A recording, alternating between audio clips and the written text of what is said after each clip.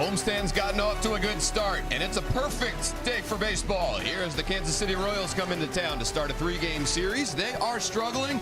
The Nationals are not. Back to 2 games over 500. Dan Kolko, Kevin Franzen getting you ready for the first of 3. You grew hair. It's a little longer. Well, the guy next to you yesterday, no hair. Less of it.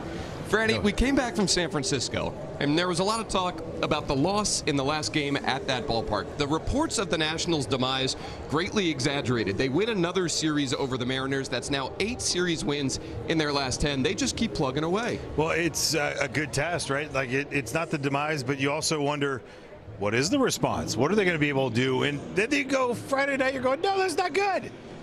Saturday, Sunday, better responses, and then just another series win says, we're here. Enjoy. James Wood has told teams that he is here and the Nationals are here early in ball games. A leadoff homer yesterday, 5 leadoff homers of the season, and lately, Franny, sending baseballs out of ballparks with regularity. Yeah, against some pretty good starting pitchers too, right? When you think about it, you go Robbie Ray on Wednesday, you go Bryce Miller on Friday, and then Emerson Hancock. He made him Herbie. No big deal. Yesterday, his 5th leadoff homer of the year. They're now 2-3. Look, that 0-3 mark that they had early on in the year when he led off with a homer, 2-3. Things are starting to go up. Fewest team games to reach the 20 homer mark in franchise history. Well, Soriano did it at 57. I just had to read that again and go, he did it in 57 games. James Wood and Kyle Schwarber in 72. Nothing wrong with that. James Wood running hot, C.J. Abrams running hot, and Dylan Cruz is starting to heat up as well. Had a big series against Seattle. Did a little bit of everything. He homered, he ran the bases with reckless abandon. Made some great defensive plays as well. The total package from Dylan Cruz, he and the Nats ready to start a 3-game set against KC. Kevin Hart. Well, Curtis Mead getting a lot of runway this season in a Nationals uniform and raising his numbers in nearly every category over last season. Now playing mostly across the diamond at third base, and Franny caught up with him during his early work today. It's Curtis Mead mic'd up. What's your focal point right here? When you're throwing a JT, Johnny Toscas over there at second base on the feed. I think try and lower my arm a little bit. Make it easier with the ball kind of coming in neutral for the second baseman, and just making sure it's one shuffle. You know, we don't have a lot of time. And, cool. you know, I back Nas in to turn it, so I'm just trying to get him the ball as fast as I can. Do you like the ones that are like the low skippers like that one that you just had, or do you like the ones that you can read the hops a little bit easier at times? Honestly, probably for a double play, probably the firmer ones. Yeah. You know, I don't like to be rushed.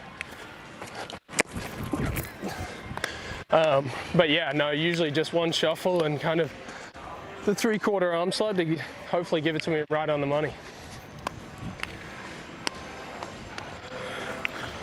When you go right or left on this, like you know exactly where second base is, where you're trying to go. Is it chest or is it just to the left shoulder? Yeah, probably left shoulder. Oh, go ahead. New glove. New glove. Yeah, it is a new glove. It is a new glove. Yeah, I know. But it's still not acceptable.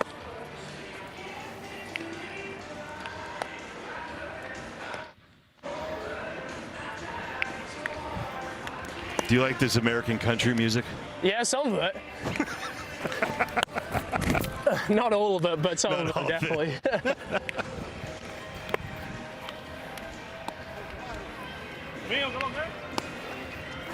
Who's someone that you worked with at third base, like in the past, that you listened to and you just feel like it resonated, the things that they'd said to you? Probably the big one actually was Morgan Ensberg. He managed me in AA and AAA with Tampa.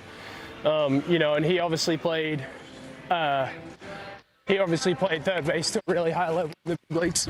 So he was probably the main one who just kind of helped me out with some little stuff that sticks with me today. What's amazing is Morgan's like one of my favorites too. We played for the same college summer team. Oh, cool. In Santa Barbara, so we'd always screw around with that one. But yeah, like, when you think about these days, right, that you're at third base, how different is it over at first for you when you have your starts over there? Yeah, I mean, it's definitely different. You know, the diamond's kind of flipped. But But I think obviously with the more time at first, I really don't feel a whole lot of difference going over there. So that's why when I was, playing predominantly first early in the season, I would still come over here because I felt like the transition from here to there was a lot easier than there to here. Do you feel like you take less ground balls over at first and want to do more receiving? Yeah, I try to. I mean, I would try and do picks and stuff every day. Yeah. Okay, get him. Gotta get him. Got him. That's a chance. Now, the way that you guys work, have you, just as an infield in itself, like you've seen the growth by you guys, right? Yeah. What do you think the biggest change has been from the beginning part of the year to now? I think just more reps. I think guys are getting more comfortable at their spots. And the work's been consistent and the work's been good. So yeah, I think guys are definitely more comfortable on defense at the moment. All right, you have to have the feet of somebody, the hands of somebody, and the arm of somebody on the infield. Who's who? I think in general I'm taking Taylor Walls. I think he's the best infielder that I played with and learn a ton from him. I love that. Well, Curtis, we appreciate you coming on today and doing all this for us. I love it. I love the routines that you guys set up, and tell CJ good job. Yeah, CJ's giving me a hard time about my cleats. Nice shoes, bro. Thank you. Well, thanks for coming on, dude. Thank you. Appreciate it, guys. Great stuff there as we get to see how Curtis Mead goes through his pregame prep. He'll be out there at the hot corner again tonight. Hey! A lot of star power in this series. Two-star shortstops going head-to-head. Bobby Witt Jr. leading the American League shortstop all-star voting. C.J. Abrams tops among National League shortstops in terms of that first voting released today. Big numbers offensively from both of them. And Bobby Witt Jr., non-stop, a guy that you have to watch on the diamonds. These two, both electric. Junior is right there. Wow! How far will Bobby go? Looking up, it's out of here! CJ does it again. There's a no-doubter. Bobby got every bit of that. CJ Abrams launches. What a powerful swing by Junior. He got every bit of this. Letting things come to him. Gone! Timely Junior. It's out of here! Oh my goodness!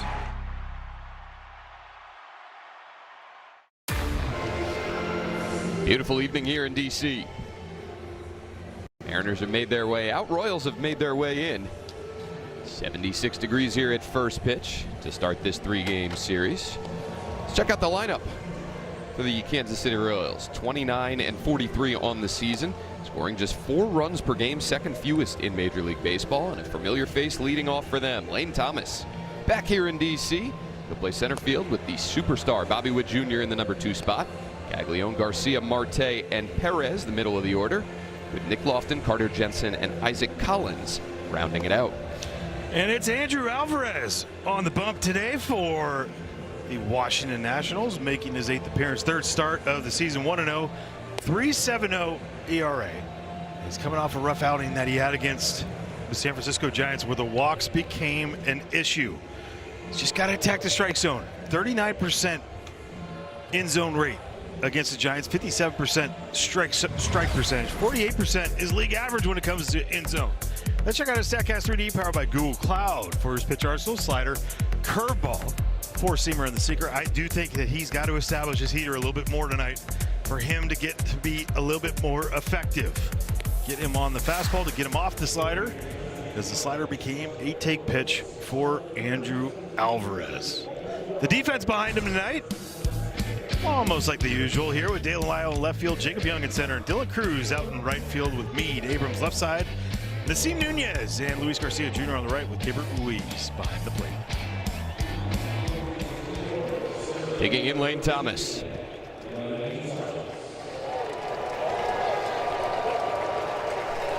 Nice ovation from the crowd here. Lane 3 full seasons with the Nationals, acquired at the trade deadline in 2021. Traded to Cleveland 3 years later at the deadline. Overall in a Nationals uniform, hit .257, 759 OPS. And a 1-1 count here from Alvarez. 60 homers, 205 driven in for Lane as a National. He was awesome. Don't tell him I said that.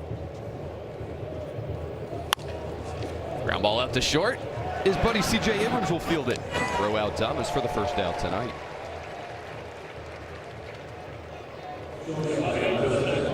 So Thomas retired on 3 pitches. Chad Whitson behind the plate tonight with the balls and strikes. Chad Fairchild, Bill Miller, and Brian Walsh from first to third.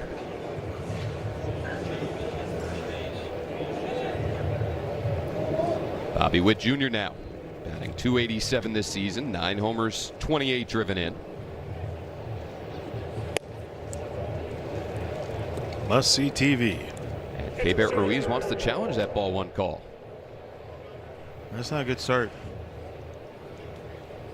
ABS powered by T-Mobile, showing ball 1. So 4 pitches in, the Nationals down a challenge.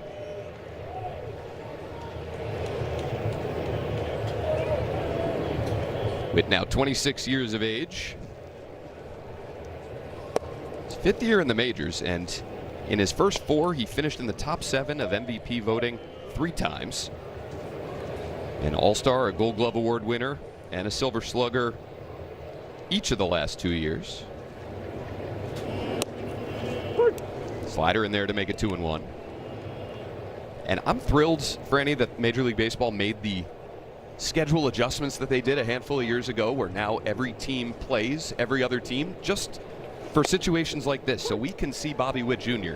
every single season. Every year. We're lucky. Been saying that since they made the adjustment on it. We got to see Ohtani. We got to see this guy. Making sure to see Aaron Judge every year. Guys that you would never be able to. The 2-2 from Alvarez. Tried to check his swing, could not. Brian Walsh says strike 3. So a good start for Andrew Alvarez tonight. Oh, way to come back, too. 2-0. Feeling like you're no chance. You know what? I'm going to say you did. Yesterday we had a questionable one that went the Nats' way. This one, not so questionable. I feel like that was the right one. Alvarez retiring Thomas and Witt. Now Jack Caglione swings at the first one and lines it through the whole left side. 23-year-old Caglione aboard with 2 away. Take that from him all day long, though. Immense power that he has. Only 8 homers on the year? Yep. If he wants to hit a single, I'm okay with that. Brings up Michael Garcia. 26-year-old Venezuelan native. Taking strike 1. All-Star and a Gold Glover last year for them over at third base. Hit .286 and even .800 on the OPS.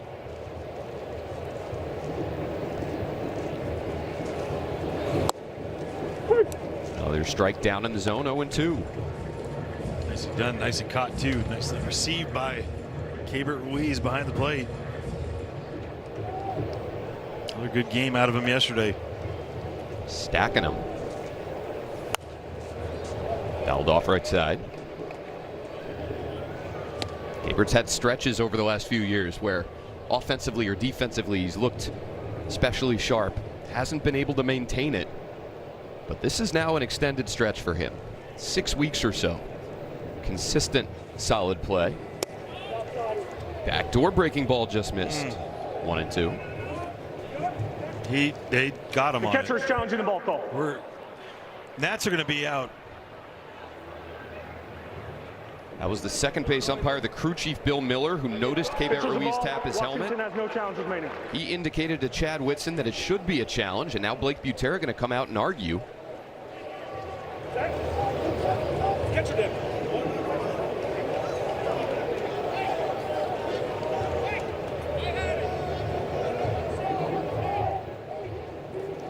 Did he actually tap his helmet? Yes.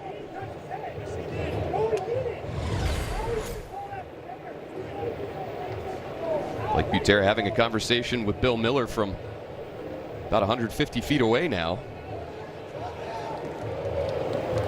Technically didn't tap it then.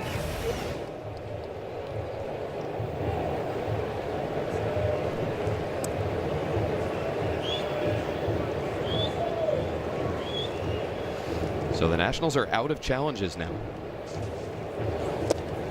Swung on and missed by Garcia, so 2 strikeouts for Alvarez in a scoreless first. Blake Butera frustrated. Nationals coming to bat next.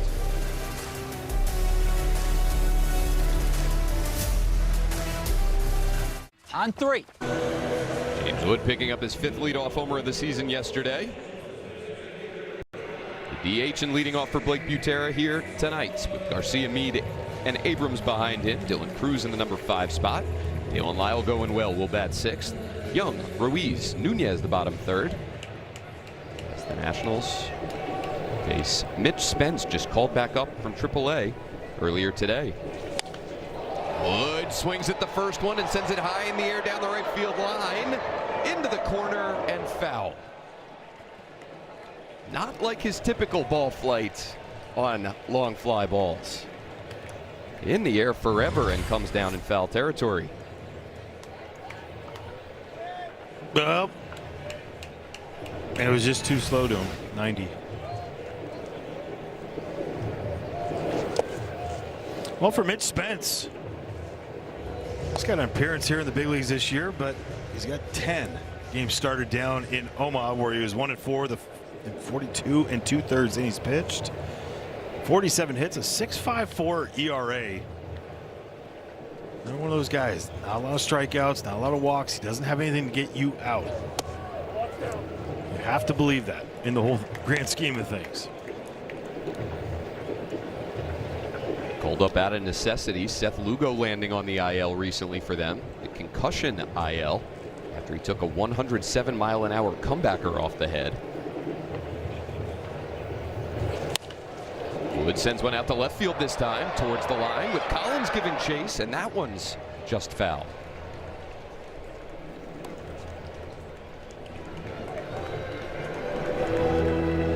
Well, chase right there, James, early in the count against them.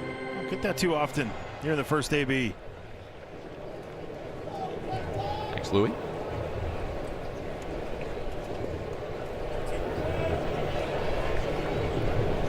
Double checking the count with Chad Whitson.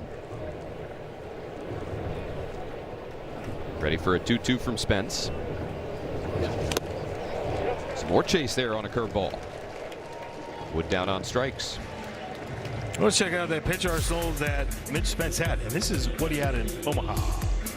Cutter, sweeper, sinker, changeup, and the curveball. The curveball, he's actually going to throw a little bit more probably tonight against a guy like James Wood. That's what I had marked down, and what did he get him on? The curveball. See the cutter, he's going to throw a lot, 90, 92 with it, 91 to 93 with that sinker. Got to bring him up in the zone, though. You can see where James was reaching out. Up, up, up. Try to get him up. That's strike 1 on Luis Garcia Jr. 2 for 12 in the Mariners series with a homer and 2 driven in.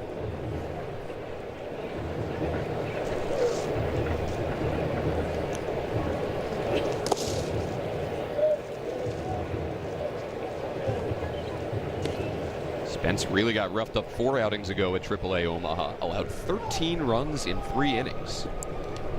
His last 2 outings there, he's gone a total of just 4 frames. Scoreless work in those 4, though, allowing just 1 hit with 7 Ks. Sweeper misses down and in, 2-1. Mentioned Lugo on the IL. He's just one of 3 of their key starters who are now on the injured list. They are beat up pitching-wise. They are beat up position player-wise. Garcia lacing one, and right there is Salvador Perez. Well, let's check out the defense behind Mitch Spence today with Isaac Collins. He's out in left field. Remember him from the Milwaukee days. Lane Thomas in center and Jack Caglione in right. Best arms, center and right. Caglione's got a cannon as well. Garcia, Wood Jr. on the left side with Lofton and Salvador Perez. He's very spry over there at first base.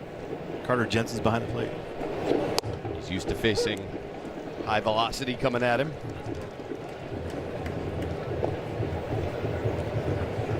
So He'll be 36 years old now, his 15th year in the big leagues, all with the Royals.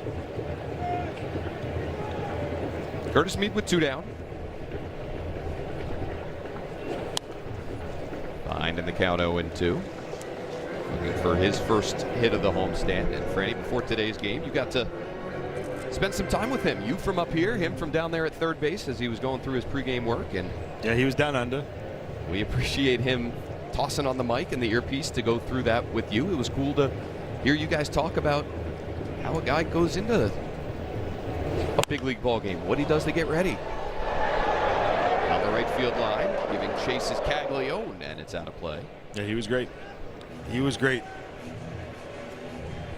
Has a routine, has the guys that he likes to talk to about playing third base. Morgan Ensberg, somebody that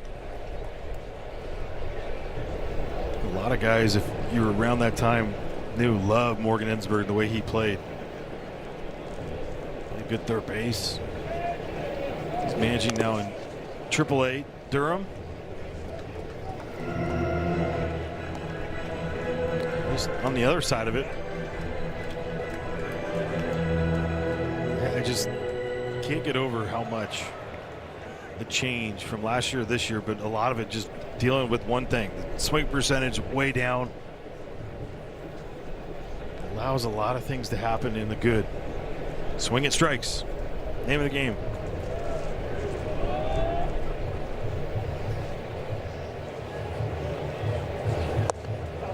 Spence misses down and away. 1-2 to Mead.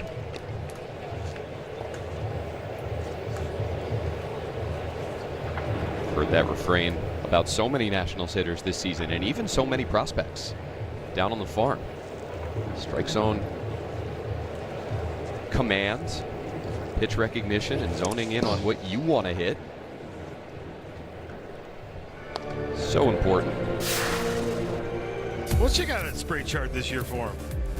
A lot of it, pull side. That's what you want to do. You want to get the ball up in the air, get to the pull side. Yeah, you're going to get your hits right here and there. Do your damage where you know the damage is to be done. Hey. Checks the bat. Stays alive.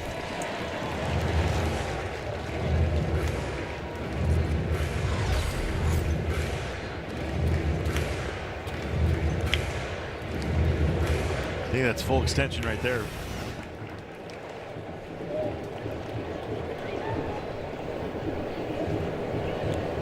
Pitch number 8 of this at-bat coming from Spence.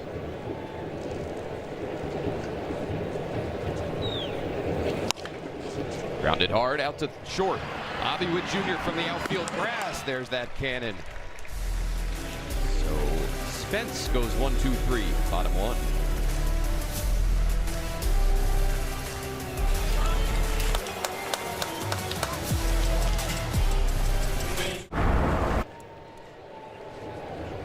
Scoreless ball game, top 2.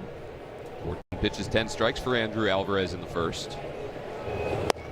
Faces a guy that we've seen a bunch over the last handful of years, Starling Marte. Last 4 years with the Mets. Signed a 1-year, $1 million deal this offseason with Kansas City. Got some chase on the curveball there, and it's 0-2. Marte in his 15th major league season. Limited by a host of injuries during that 4-year contract with the Metropolitans. But a guy that when he's healthy, Franny, he can do a lot of things for you. He can defend, he can run. He can certainly put barrel to baseball. Career .285 hitter. Still jacked.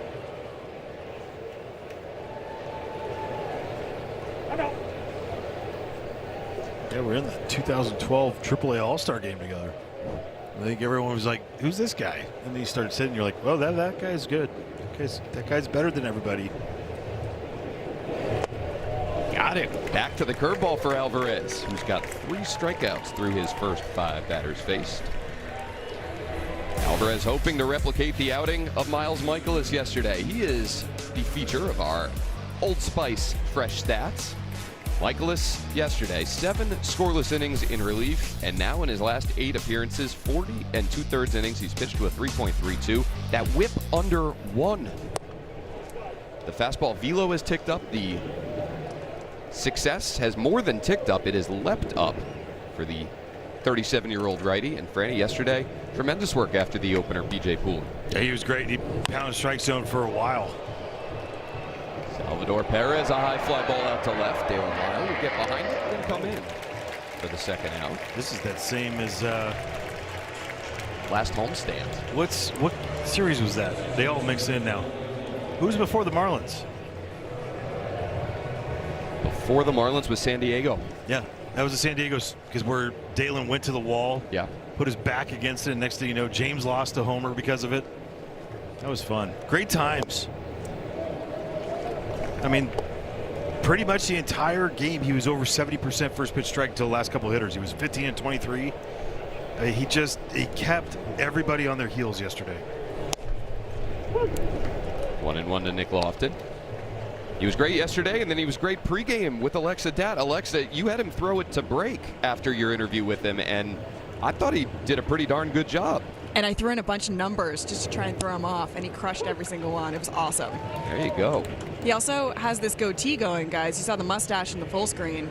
And he said he shaved the beard off, left the goatee, looked in the mirror and said, hey, I look pretty good, and then pitched 11 2/3 scoreless. So all the guys said, you got to keep the goatee going. He got Mitchell Parker in and trying to get a couple more guys to rock the goatee. We'll see. Yeah, can't change it now. Correct. Lofton grounds one foul left side. So only, limited bullpen work needed for the Nationals yesterday. Kansas City's coming into this series with a depleted bullpen. See how that plays out over the course of this series. Lined over in leaping Abrams for the second straight inning. A 2-out single for Kansas City. Yeah, and I said he's got to establish that heater, but the heater that he's throwing, it's either middle or way off the plate right now. Fastball middle up. Brings up Carter Jensen. Kansas City native. Drafted out of high school by the Royals back in 2021.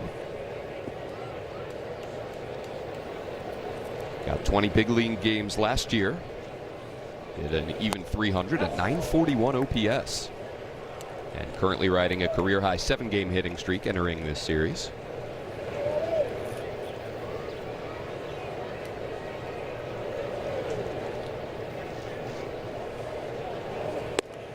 Big breaking ball sweeps in.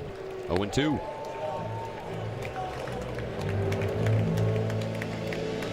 They've been splitting the playing time behind the plate between he and Salvador Perez.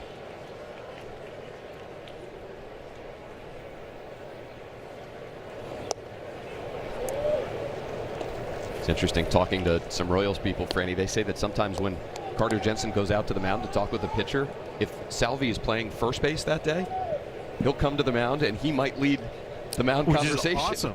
And it's okay, right? I mean, you don't want to defer to a lot of people, but Salvador Perez, someone that is,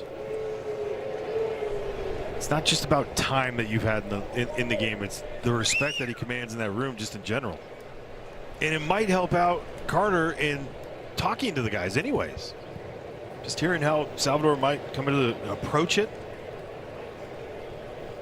Always smelling good. That's what you got to make sure. Best smelling catcher in the league. Look good, feel good, smell good, play good. And he played good a long time. A long time. My gosh. He's got the most homers for a catcher. Oh, nope, not anymore. That was Cal. Yep. But Carter Jensen looking like the potential heir apparent. Just 22 years old.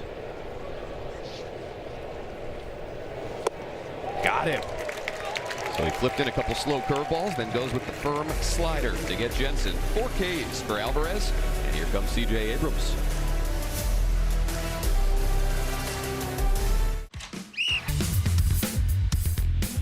It is time to vote Nats James Wood is 7th in All-Star voting. Nats fans, get out there right now to do it. Nationals.com/All-Star. Make sure to keep CJ on top because that's where he is leading. Only Mookie Betts. He's leading him by 250 points in OPS and only 12,000 in votes. Nationals.com/vote. Boy, do they both deserve it. Like Buter saying earlier today about James Wood, what else does he have to do? Guy's only 3 points behind Shohei Ohtani for the OPS lead in the National League. Let's send them both to the All-Star game as starters. Abrams pops one out to right. Maglione drifting with it for the first out. Here's the shortstop voting so far. Bobby Witt Jr. leading the American League shortstops. C.J. Abrams. Few votes less, but most importantly, atop the NL shortstop rankings. You look at the outfield one, it's done by attendance, really. I mean, the highest ones out there are the Dodgers and Cubs, Braves. Some correlation. First pitch Dylan Cruz sees is sent out to short, and there's 2 down. I think often it's the big fan bases, it's the teams that are winning, that are having success. We've seen that with the Braves, with the Rangers over the last handful of seasons. But the Nats are above 500. They're right there, I think a game back of a playoff spot entering action today. So well, it shouldn't be close at shortstop. Ellie's going to garner some more votes as he gets closer to coming back, but who's been the best shortstop all year? There's not a bias on this. It's the same thing goes with James Wood. There's not been a better player. You know, when you look at Bobby's numbers and you're like, how are those so high? Well, a lot of things. He's done this for a few years in a row. And he also, you know, had the WBC to help him out a little bit this year. Those guys should be at the top. It's our job to get them there.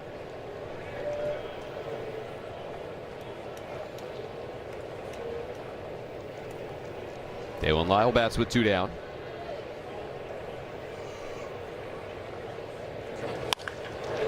Drives one hard through the hole right side.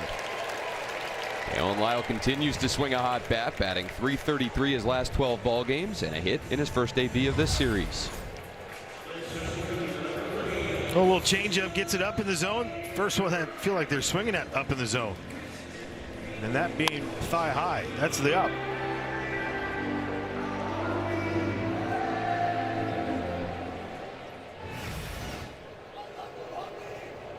Brings up Jacob Young. Good take on the sweeper, moving off the outside edge. Pair of doubles for JY in that Mariners series, drove in a run as well.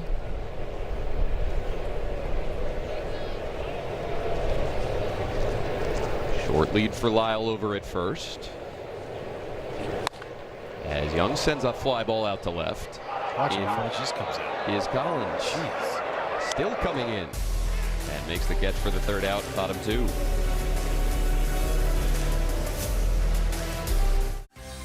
Well, stream Nationals games at home or on the go for just $19.99 a month, or $74.99 for the remainder of the season. Tell your friends, learn more at nationals.tv, and thanks for watching. Hey, Lee. What's up, bud? It's a cool customer, gave us the little finger guns. Is he landing planes? His headphones on? On the tarmac. High fly ball out to left off the bat of Collins will send Lyle back to the track, and then again he comes in. The wind playing a factor tonight at Nationals Park, and as we talked about last inning, we've seen this a few times this season. There has not been a game where it's felt like the wind has impacted things for hitters in a positive way. There have been some warm days that the ball has flown a little bit, but the wind has not balanced out, it has felt like, for the hitters. No, and it's playing as the smallest yard in the entire game. 2nd in homers this year, Nats Park to Great American Ballpark, and #1 in runs scored. At 11-7 a game. Now, the Moon also known as Vegas, 17.4 runs a game, have taken that over, but we don't count the moon in this. Yeah.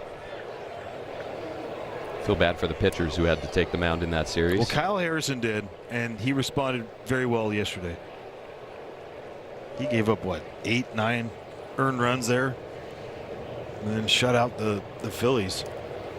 I'd say that's good. After Elaine Thomas 1-out single, Bobby Witt Jr. pops up the first pitch. Jacob Young coming in, calls off Nasim Nunez. And there's 2 outs. So let's compare these two offenses. Nationals back to the top spot in terms of runs scored after that 10-run output yesterday. 18 runs in their last 2 games gets them back to the number 1 spot. Royals, second fewest runs per game this season. And it's crazy. They moved in their fences at Kauffman Stadium. They've also talked about how the weather, they've had 16.5 hours worth of rain delays already this year. Oh, my goodness.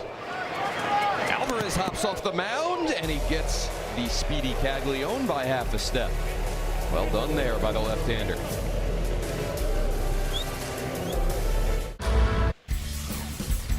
Well, it's fun to talk about this guy because yesterday, Keibert Ruiz, 3 knocks, including his 6th homer, 4th at home this year. Driving one out, continuing to have some great success. Swing it strikes, swing it hard, and let it eat. It's in a very smaller sample size compared to last year. I think the part that's always going to be set aside for me is that bottom one, the framing runs, -9. And that has been the norm up until this year. He's been fantastic behind the plate. Leads off bottom 3. I did lock up Paul yesterday. I asked him, do you like our new catcher? And he's like, huh? He's like, what's going on? I was like, it feels like it's he's Keibert. a new player. And he started laughing. He's like, you know what? I could see it. And you just watch over a game and here's our new toy. Well, you've known Bobby Wilson a long time as Ruiz grounds one out to second.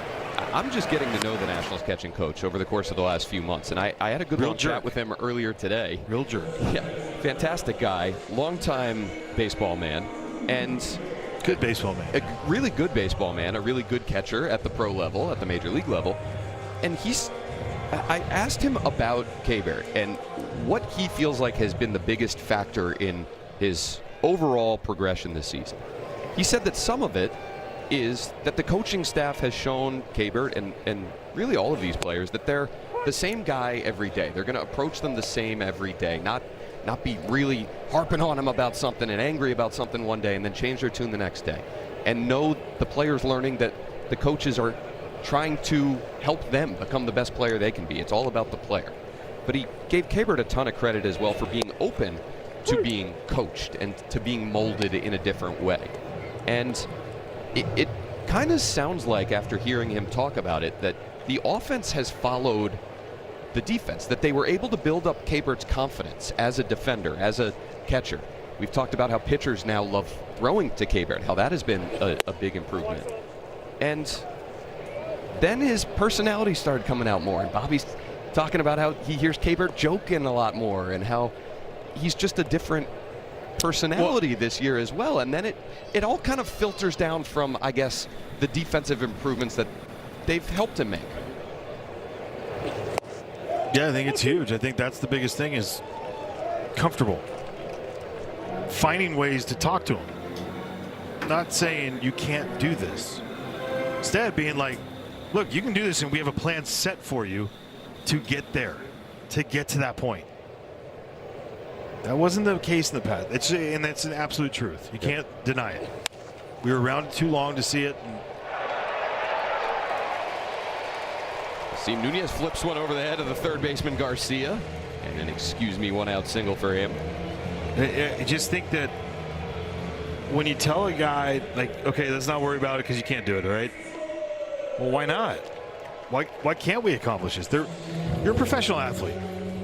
Some fans think that, you're like, it's baseball. Some of the best athletes in the world. That's what we are, right? When you're playing this sport. Sure. And you love to be challenged. Some guys a little different ways, and they found that way with Keibert. And that challenge was care. Yeah. I know you can do this. Not you can't do this. I know you can do this. Let's go show you how you can, and we're going to accomplish it. Some guys respond to tough love. Others want to be coached or need to be coached a different way. And then we've talked about that on the hitting side with Matt Schulte and Andrew Ide, Sean O'Malley, 3 separate minds that someone's going to find something with success, right? Like, I like what he's saying. I can feel like I'm going to talk to all the guys, but there's something that, Sean's saying to me that just resonating more. When you have 3 voices like that are not fighting each other, they're 3 voices that are trying to help each other on that side, it makes it that much better. Wood, a line drive through the hole. Nasim Nunez will easily move first to third. Wood going for a hustle double, and he's in there. Took Caglione a little bit to get to the baseball. James Wood into second standing up, and there's 2 in scoring position now with 1 out.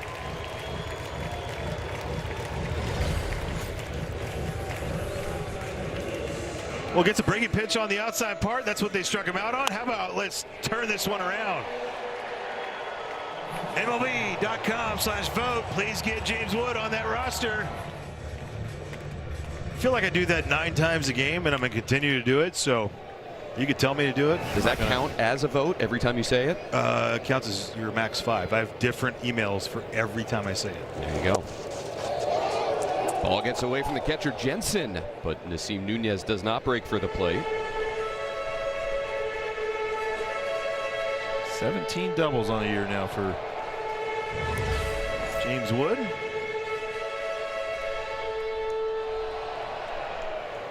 I think Nasim got blocked out. Yep, he did. You can just tell, backhand on that play right there. You lose sight of it right behind the mitt. You're like, okay, he caught it. Oh, it's squirting back. You're too late. It's not a bad read. It just, you didn't see it. Literally. Garcia reaches for that curveball and pops it up. Perez in foul territory, and there's 2 down. Well, he'd been 12 for 13 in that situation. Go for his last 2.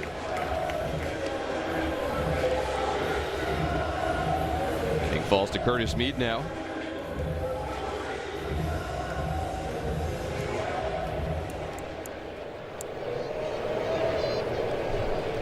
Grounded out to short to end the first inning.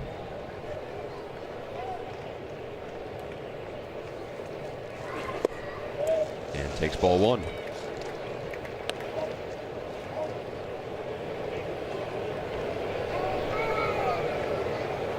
Nationals trying to get to 3 games over 500 for the first time since the end of the 2019 regular season. Nearly accomplished it that last game in San Francisco. Bounced back nicely the last 2 days against Seattle, and a chance yet again to accomplish it. I don't like. Never mind, I can't say that one. Too mean. Mead, a line drive up the middle and off the glove of Lofton. 2 runs will score, and the Nationals bust through here in the 3rd. Curtis Mead delivers some 2-out lightning, and it's 2-0 Nats. Well, he chases off the plate on a sweeper way away, so why not try him in? Makes total sense. Down and in, sinker, and just knifes that one up the middle. Now the reach of Nick Lofton, who had, you talk about great timing from a second baseman. That was incredible timing by him to get up there and barely get a piece of it. Abrams a ground ball. That'll move Lofton to his right. And he flips to Bobby Witt Jr. for the last out in the 3rd, but the Nationals score first. Oh, you get inside of one. Drive it up the middle. Another 2-out nightmare for the Nats. Introduce 2-0 lead for the Nats as we go to the middle innings. Hits from Nunez, Wood, and Mead to push 2 across bottom 3. Garcia, Marte, and Perez for the Royals here in the 4th. They're one of those guys that you watch. Michael Garcia, just fantastic. Signed an extension this year, 5 years, $57.5 million. He's a good player. Big reason for Team Venezuela in winning the WBC this year. But having the left side of the infield, just, I mean, two shortstops really. The ground that is covered by Michael Garcia and Bobby Witt Jr. Sends one out to short. Abrams handles a tough hop. And the arm strength to get Garcia. The fourth inning of Nationals baseball is brought to you by your Washington area Toyota dealers. Shop Toyota for legendary style and reliability. Check out the all-new RAV4 at Toyota.com. Ah, got the spit shine today. Nice. Yeah, good work. They sent me out there to do my daily chores. I've never seen it glisten like that. A little extra elbow grease today. You get an ice cream for it if you want. Off of Alvarez and no play for Abrams. So Starling Marte will reach with a one-out single. This is the changeup off the bat. Got to open the glove to catch it.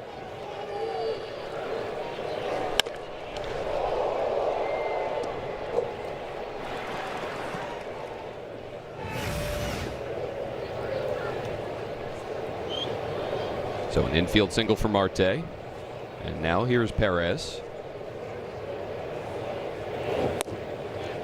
Taking strike one.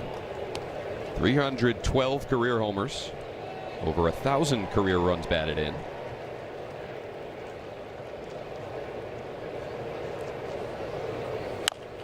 Not a bunt hit. That's the first infield hit this year for Starling Marte. I was like, wait, what? He can still move at 37 years old.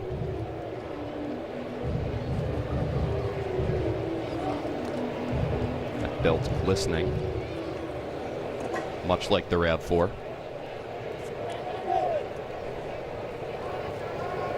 Perez, the baseball hardware that you would expect for these on-field accomplishments. 9-time All-Star, 5-time Gold Glover, 5-time Silver Slugger.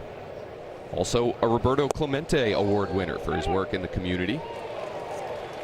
And he's down on strikes here. Good curveball from Andrew Alvarez, and there's two down. Oh, punching some tickets tonight. 5 of them. Oh, the late bite. See him throw that curveball a little bit more. He throws it to righties, obviously, more than he does the slider, but it just, to see it, it's got a little extra depth to it. Well, it's interesting to see what they're going to do against a guy like Nick Lofton here. Mind to single out to left field, elevated four-seamer that you got to go sinker down. It just, again, don't get scared about throwing that four-seamer. Right? You got to be able to establish it. It just creates so much for that curveball, for that slider. Love it. Another good pitch there.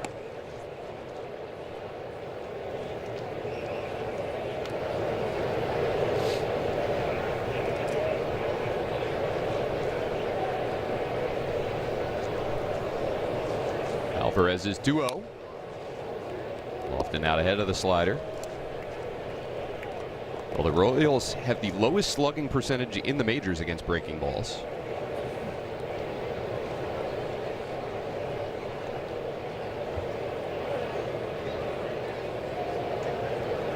But we've seen, to your earlier point, Franny, Alvarez getting into a habit, a couple recent outings, of just leaning so heavily on the curveball and slider. Right, but look at this. I mean, it's a 2-1. He goes 2-0, get the slider, backdoor it, get in there for the 2-1 count.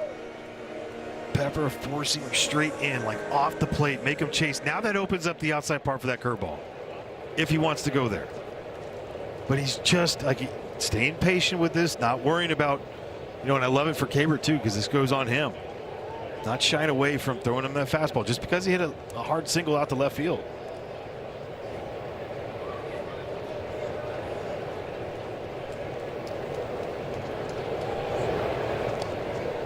Check on Marte.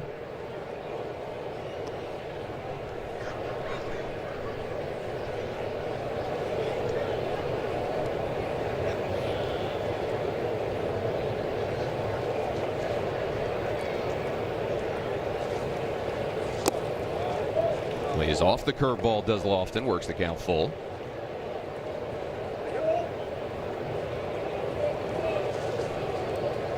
Sinker, sinker, slider, ball, strike. Four-seamer off the plate, strike for the swing, and then you get curveball down. And what did he throw 2-0? He's gonna, if he's willing to throw a 2-0, he's willing to throw a 3-2, and that's a slider.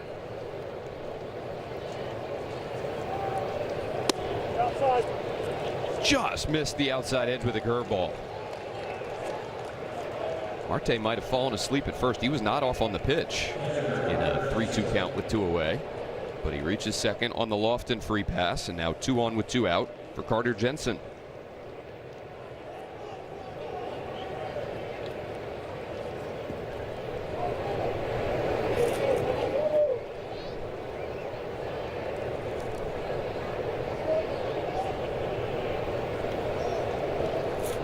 Ruiz going to come to the mound here after Alvarez walked off the back of the rubber.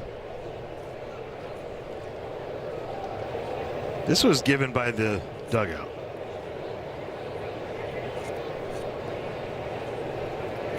Starting to see a little stirring in the pen. I'm not saying that they're trying, like, you can just sense that they went out there, hey, give him some time.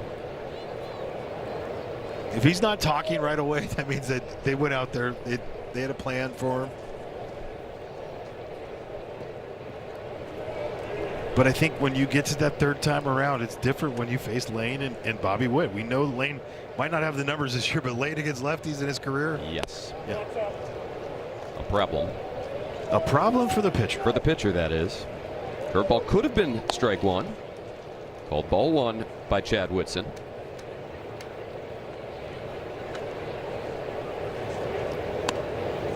If you missed the first 5 minutes or so of this ball game, the Nationals lost both of their challenges in the top of the first inning. Second one, Keibert Ruiz did not actually tap his helmet, but second base umpire Bill Miller said that he did challenge. Nationals lost that challenge, so they're out of ABS challenges the rest of the way. Now 2-0 to Jensen with Brad Lord starting to throw.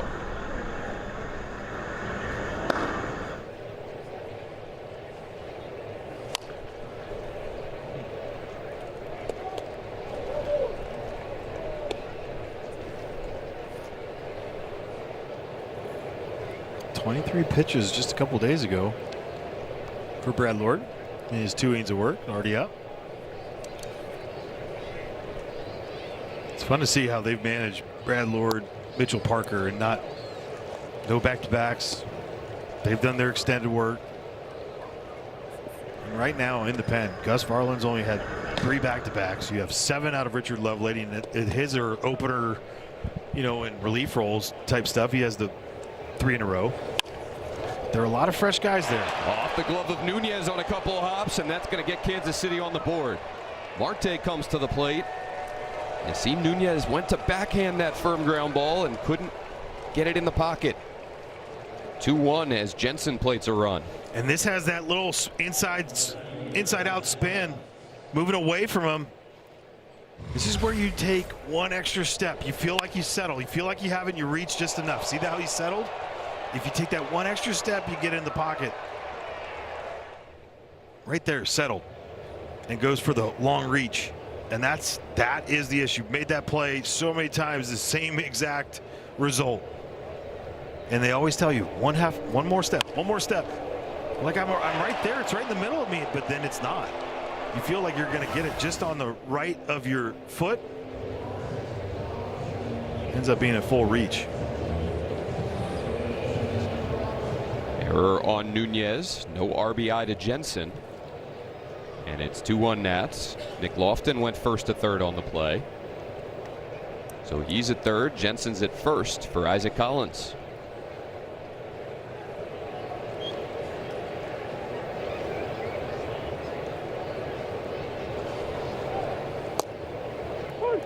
Backdoor curveball in there for strike 1. Collins finished 4th in the National League Rookie of the Year voting with the Brewers last year. Traded to Kansas City this offseason for Angel Serpa. Just gives me another opportunity to say it. Quickly 0-2. Yeah, he had a great year. And obviously, he's a little older, right? He made his debut at 27 years old. But we were impressed when we were there. Absolutely. 4 extra base hits, 54 runs driven in last year for Isaac Collins. I think the trade was made just after Lane had signed.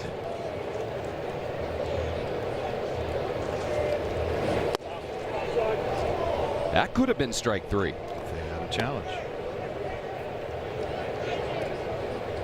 It's at least 3 pitches over the course of the last 2 at-bats that looked like they might have had the edge and were not called strikes.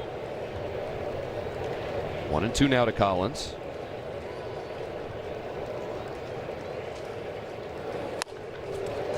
Grounded down to third. Curtis Mead on the backhand. Bounces a throw right to Luis Garcia Jr. So Andrew Alvarez allows 1, but keeps the Nats on top. The help of Curtis Mead over at the hot corner.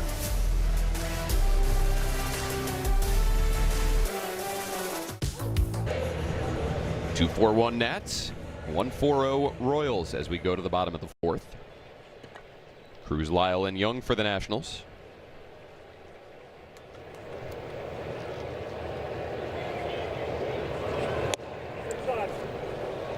Breaking ball taken in by Dylan Cruz. Had a nice series against the Mariners. The offensive numbers solid. Pretty darn solid. 3 hits, double homer, 3 driven in. But all the ancillary stuff that we always talk about with Dylan Cruz, the base running, the defense, the playing with his hair on fire, in full display over the course of that 3-game set. Yeah, how am I going to help my team win today? I feel like I'm not sure he does. But I wonder if he does ask himself, like, how am I going to do that today? Chops it foul left side. Well, for Dylan, he did it in center field. Taking away extra bases here from Victor Robles. And he did it in right field yesterday. Tough play. Straight back, make the adjustment, and go right into the side. Oh, the padding. A little sore today, he said. Not bad, though. Pops this one up. That got above our level. Lofton will call off Witt for the first out. Well, it's cross sports celebration at the ballpark on Thursday, June 25th. Watch the Nats when the Phillies come to the Capitol and score a national soccer jersey. Is it soccer jersey or soccer kit? Kit. Presented by Budweiser. Join the party at nationals.com/promos. So the 23rd, you get a basketball jersey. 25th, you get a soccer jersey or kit.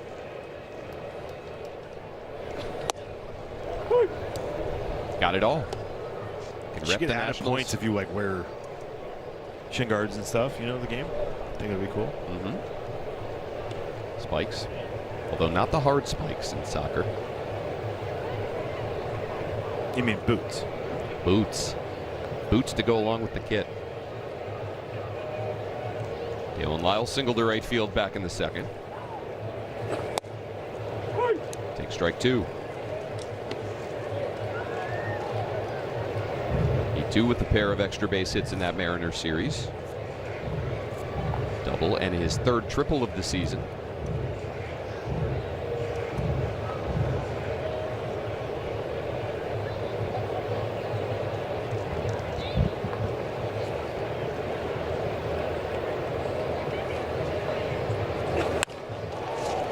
Drive out to third. Michael Garcia goes to his backside, gets up and throws out Lyle. Well, they're the Royals analytics department. They're jerks. They knew where they're going to hit it. I mean, that's a perfect placement. Yep. He rarely goes to that side.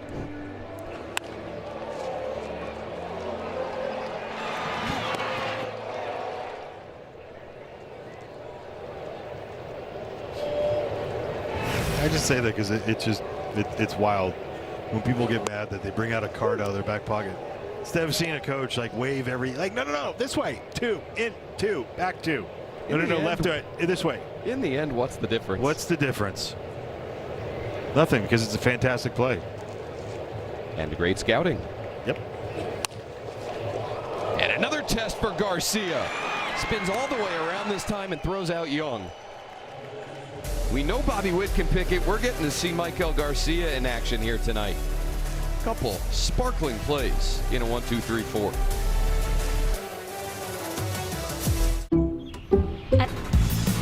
Well, Andrew Alvarez, his night is done. Before any solid work by him. Got a couple chases, up out of the zone, down the zone, good curveball going, good slider right there. And then, let's make a nice play against Jack Caglione.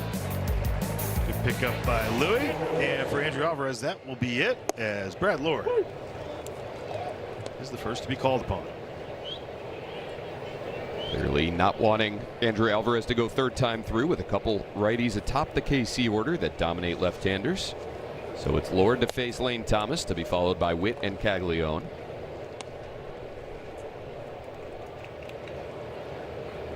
'22nd game here for Brad Lord. I think his comfort level too, that we've seen so far, has been to come in to clean innings no matter what. 45 innings, 33 hits given up.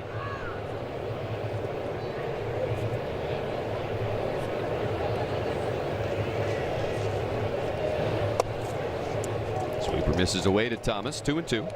Righty's getting sinkers, four-seamers pretty much 66% of the time. 2/3 of the time you're going to see a heater. Got the slider to go along with it. Soft line drive out to second. Nunez reacts. And Lane Thomas is out, number 1.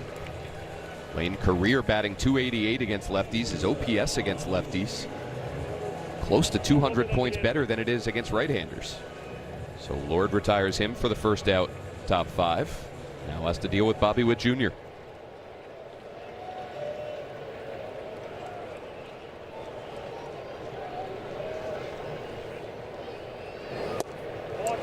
Ball 1 below the zone. Witt signed a long extension with Kansas City a couple years ago. 11 years, $288 million. There's a 3-year club option on the back end of that as well. So barring something surprising, he'll be a Royal for a long time to come.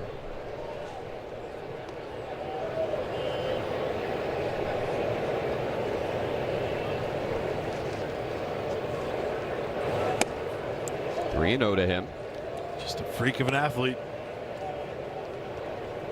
One of the fastest guys in the game. One of the best defenders in the game.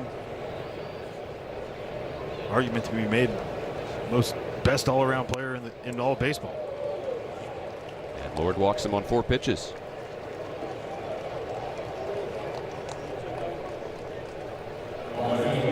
Now you got to worry about this part, which is him running. And the good thing is for Brad Lord, 1 for 3 against him this year. He does a good job changing up his timing. He's quick to the plate. It's going to be tested, I feel like, in the next couple of pitches here. Got the top 2 stolen base guys in Major League Baseball in this series. Witt leading the American League with 26. Nunez leading the National League with 25. Just feels like a wasted step off against a guy like Bobby Witt Jr. He holds as Caglione fouls one back to the screen. The swings that this guy takes. It's a full send every time. Well, it's just to think that this guy at this size, 6'4", 250, was playing college baseball just a couple years ago with an aluminum bat.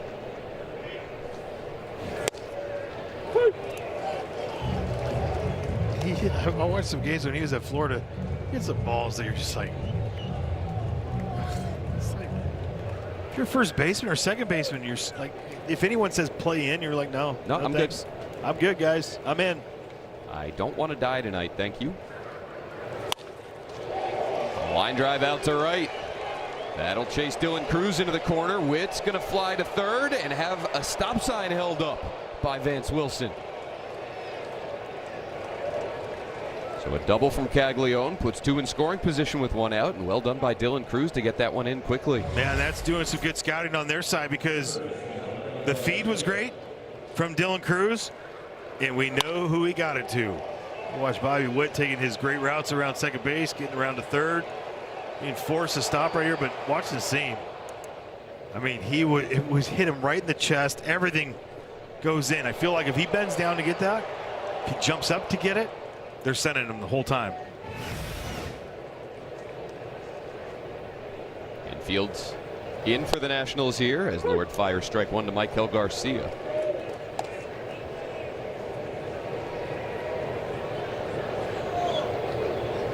See Meade maybe a couple steps back of the third base bag. All three other infielders toes to the grass. Up and in, 1-1.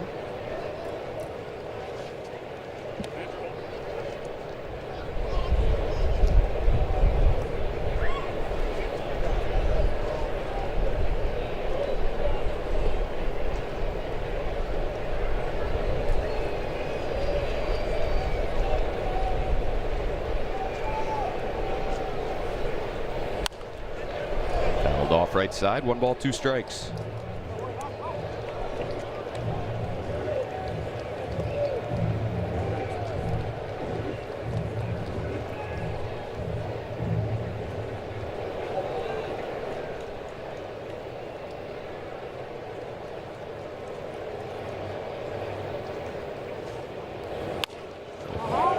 Perfectly placed off the bat of Garcia to the opposite field.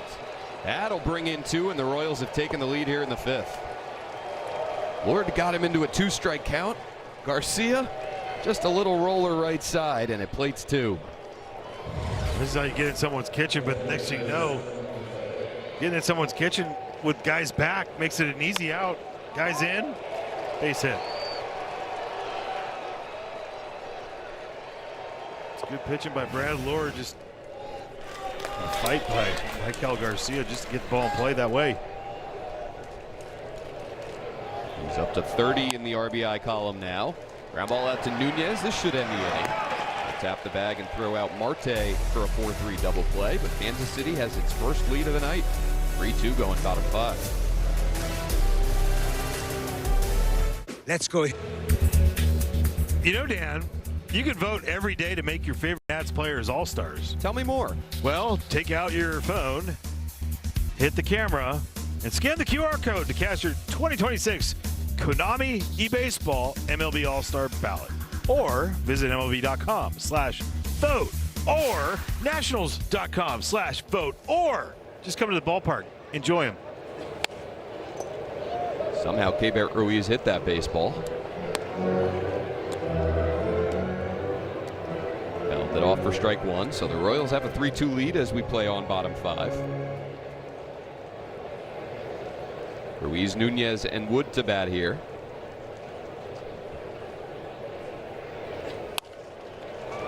Up the middle, and Keibert Ruiz has another knock.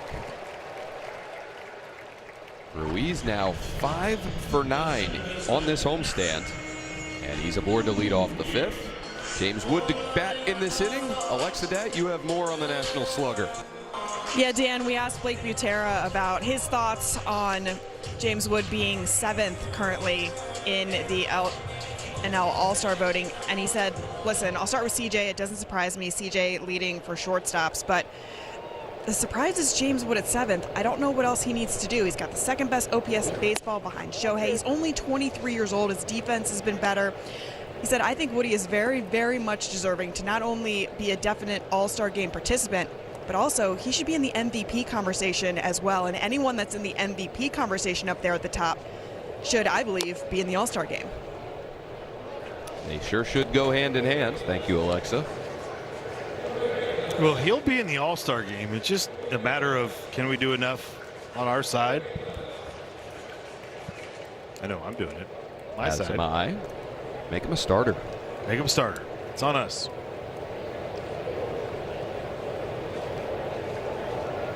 One and one to Nasim Nunez.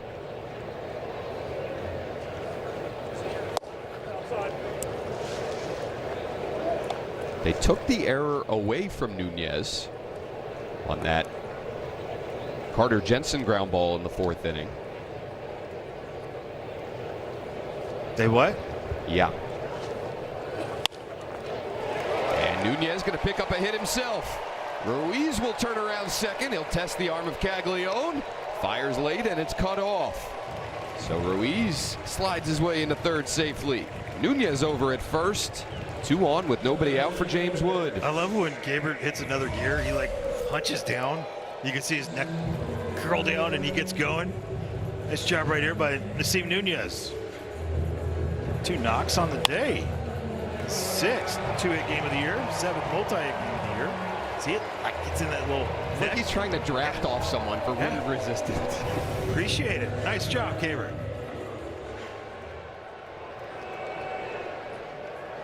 So Kansas City got 2 last half inning. Nationals a chance to answer right away.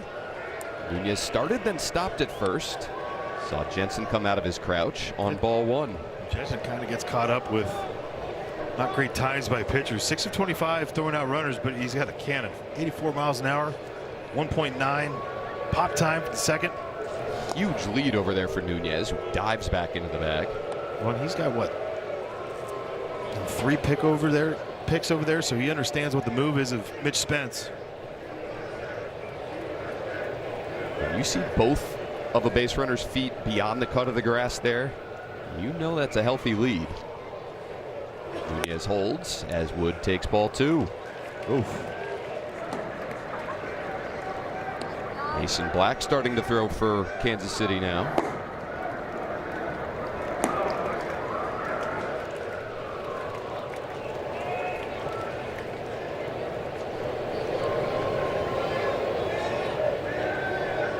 Kind of surprised that James didn't get challenged right there. Seems to all the time. Count leverage here and takes ball 3. 3-0. It's go time. Been swinging a little more in 3-0 counts of late. Lined out yesterday, so he's human. Does he fire here? Takes ball 4. Bases are loaded here for Luis Garcia Jr. And does Matt Quatrero decide to go to his bullpen? Maybe the right-hander is waiting for Curtis Mead, who's on deck.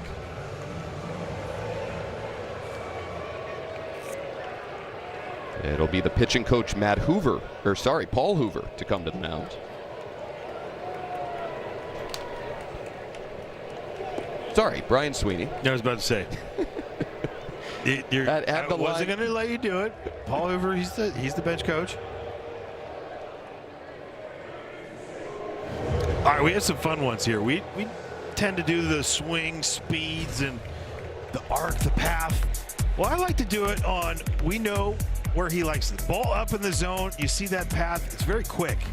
But see the length and the contact point. You got front part of the plate against the Dodgers. That was a fastball. This was a changeup. And when you get that length, that last little bit from the point to the front, look at him stay through it and how beautiful that is. 2 different swings, same 2 results. Homers. Take strike 1 from Spence. Keibert Ruiz down at third, Nasim Nunez at second, and James Wood at first.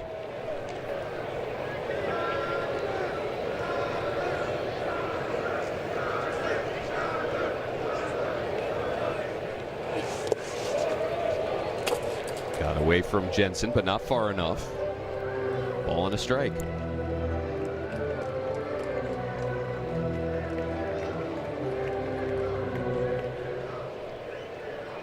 Six for 11 in this situation this year. Bases loaded, including the grand slam, first one of his career in Arizona.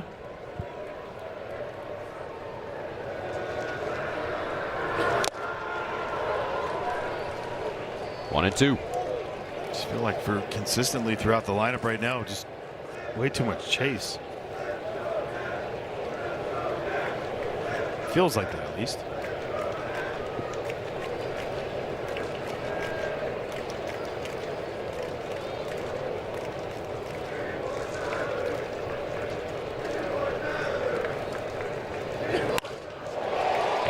To left, tailing towards Collins, it skips off his glove. Ruiz will score. Nunez behind him. And Luis Garcia Jr. comes through. The Nats retake the lead here in the 5th. It's 4-3. Well, great job by Luis Garcia Jr. yet again. Bases loaded, top of the zone. Doesn't chase on this one. See the cutter spin, stay inside of it. What a beautiful swing. And Louis does it again. Collins doing a great job to keep it in front. Man, James had a great view of that. He was going to be first to third on that, but Nassim did a great job to hold up. Just make sure nobody out. Guy coming in, I can stay where I am. Still scored with ease. The Nationals have the lead, and they're into the Kansas City bullpen.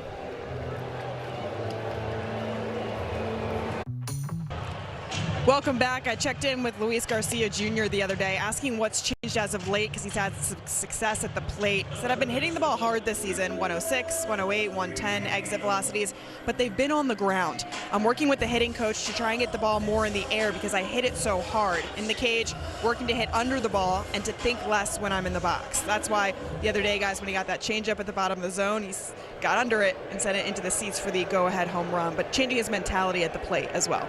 Dan?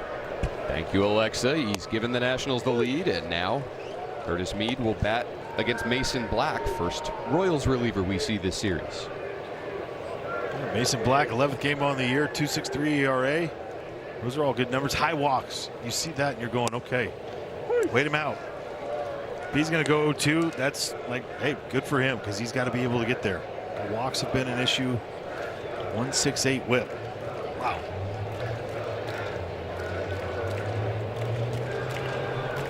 Oh, and 2 to Mead.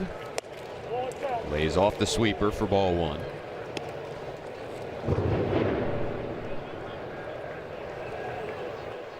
Royals bullpen with the 4th highest ERA in baseball this season, 4.85.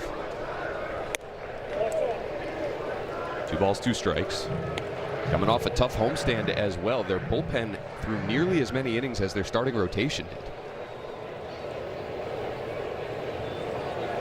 Well, they had to cover a lot. Seth Lugo got hurt, hit on the forehead. Mead out to center, not deep. And this settles under it. Wood back to the bag to tag, but he will not advance on the first out. Challenge that guy. He's old now. He's got 2 kids. He's tired of chasing them around. So tired. It's so much fun to see him. Lane Thomas, one of our favorites. Should have been an all-star 2022. Yes, he should have. Is that 23? 23. 23. Should have been.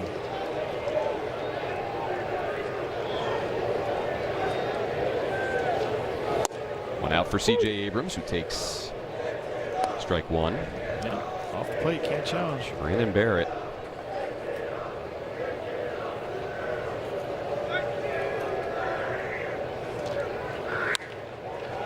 Breaking ball hung up. Abrams sends it in the air down to left. Playable for Isaac Collins near the barrier. 2 fly balls, and there's 2 down.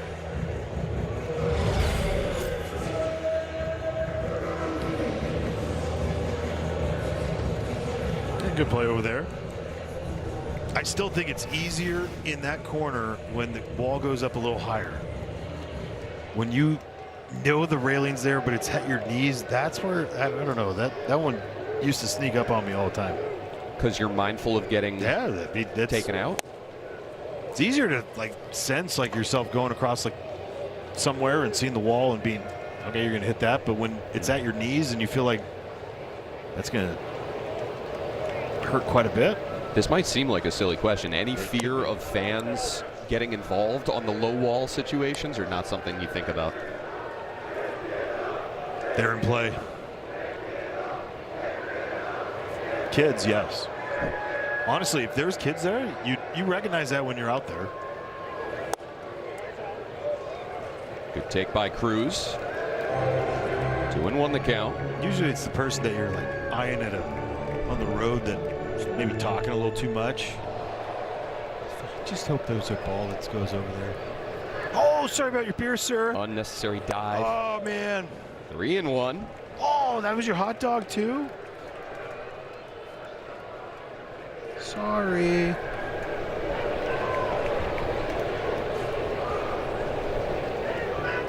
He'll pick up a hot dog off the ground. Cruz in half swing on a fastball that ran in. 3-2. So with 2 outs, both base runners will be on the move here. Wood from second, Garcia from first.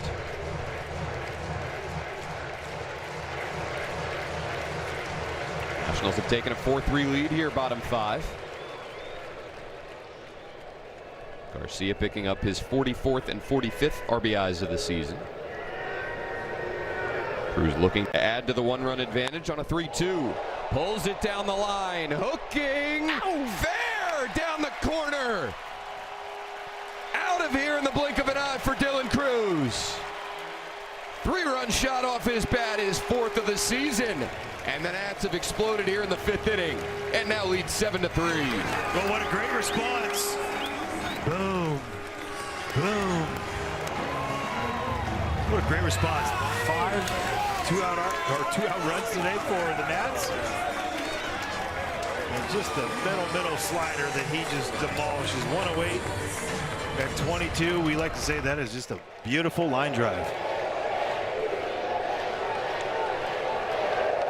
Hit it so hard, didn't have time to hook foul.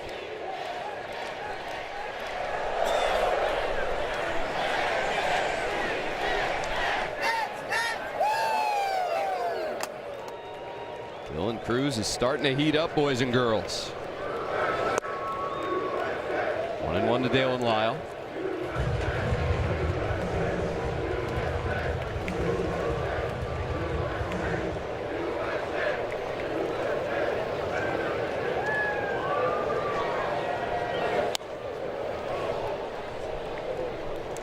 Let's check out that slider middle.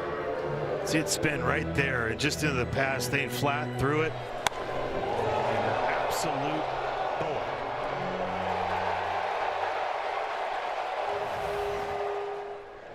Sweet view of that.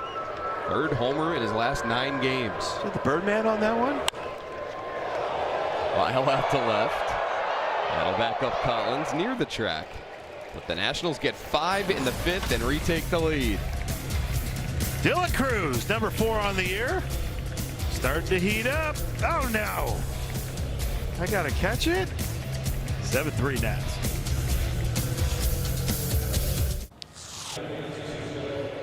Seven 3 Washington.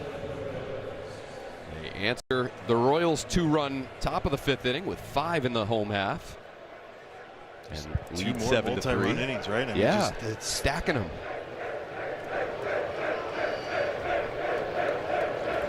Brett Lord left the mounds trailing. He takes the mounds, leading by 4.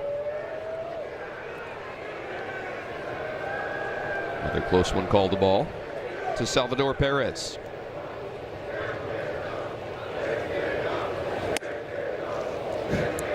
Spins him out of there, 2-0. He's one of those players that makes you smile, man. Just every time. The way he goes about playing this game. I've never heard a bad word spoken about him. I don't think you could. Fouls one off right side. And it's 2-1. And the rarity nowadays to play 15 years in the big leagues all for one team. Larry Jr.'s going to try to do that and surpass it. Sometimes you forget that he's still he's older in the game, but not late 30s old. Offensive production starting to decline. Did hit 30 homers and drive in 100 last year, but this year it's been a bit of a different story. Batting .202, OPS in the high 500s. Part of that Valencia, Venezuela catchers. The list is long. Well, I mean, we've seen him in the last couple of weeks with Luis Renz, Salvador Perez, Cabert. I mean, having 3 guys from one spot, pretty cool. Yeah.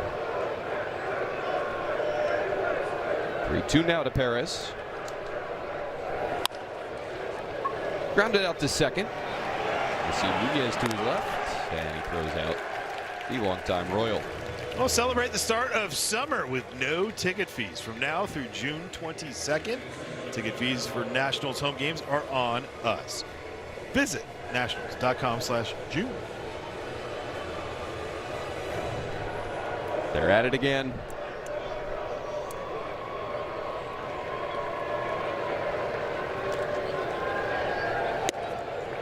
They switch up their location a decent amount. They like the upper deck down the right field line, but They'd like to keep you on your toes.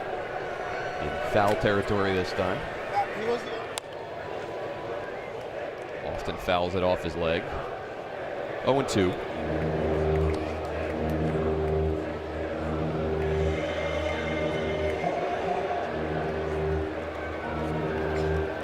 Lofton, a first-round pick out of Baylor back in 2020, settled into a utility player role for Kansas City.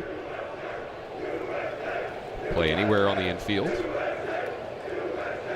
And aboard in both plate appearances so far tonight, a single and a walk.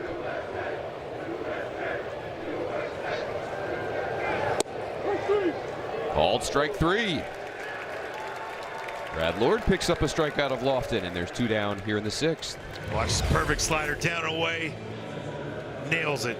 Great job at Kabert again. They have the chance to challenge it if they think it's a ball, but I mean, that again is showing the strength of what Kabert has been working on, what Drew Millis has worked on a ton. That particular spot has been a problem for Nats catchers.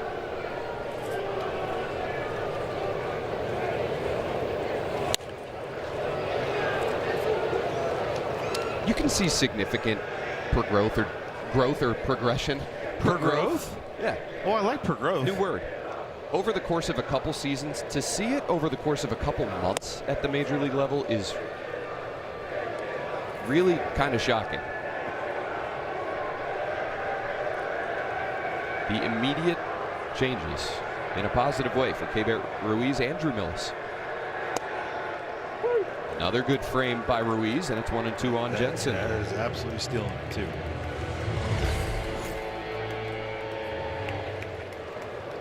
But I feel like that's the one where we would see him in the past go up and then come back down and go back up again. It's like the movement patterns that he has had with his catcher's mitt has been just simplified. It's so fluid. Well, that's the whole goal, is to be on a 45. And like, if you, the way that Bobby Wilson and others had been showing him. Good frame there. Garcia. Lord covers, and they get Jensen by half a step. Shutdown inning there from Brad Lord. Keeps the Nationals on top by 4 as we go to the home half of the 6th. From the diamond to the court. Copyrighted telecast is presented by authority of the Washington Nationals and may not be reproduced or retransmitted in any form. And the accounts and descriptions of this game may not be disseminated without the express written consent of the Washington Nationals. Jumping for joy at Nationals Park. That's looking for their 3rd straight win. Hey, down in front. Sir, down in front. That's a large melon. That is a big one. 7-8-9 for the Nats here, bottom 6. Young, Ruiz, and Nunez.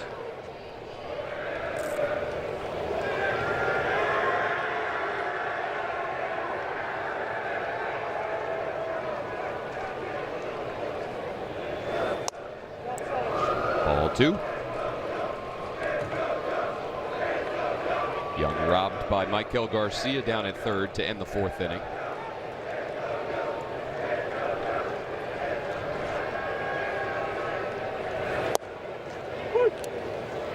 Doing one.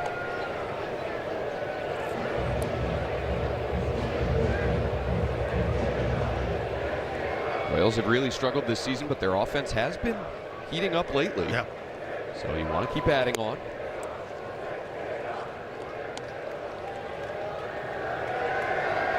You got guys on their side that can change the game with one swing of the bat too often. Young pops one up. It should go. Jensen right near the backstop has it. Usually, like, these nights are the ones that we feel it where it's coming towards us a little bit. That ball's going to continue to go foul and not push back like it normally does.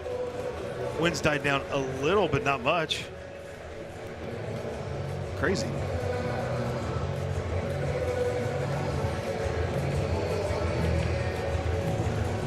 There, Ruiz bats with one out. Singleton scored in the 5th inning.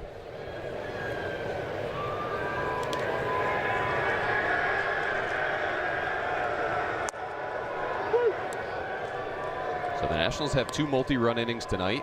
They lead Major League Baseball in terms of most multi-run innings this season, but 7 more than the next closest team, the Dodgers. 103 frames this year. They put up multiple runs. Ruiz a long line drive foul.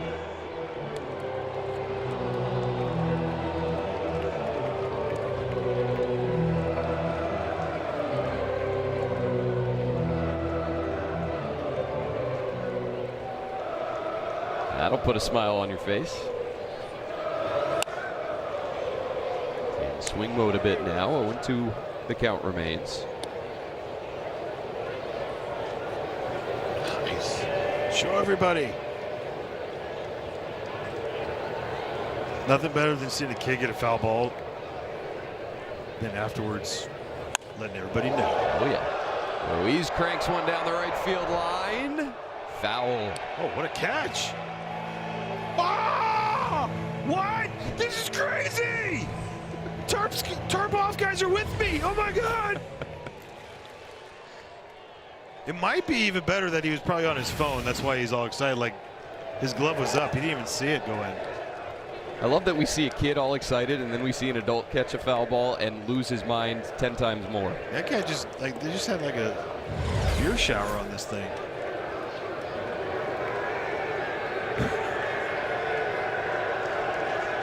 And his buddy matched his energy level right away.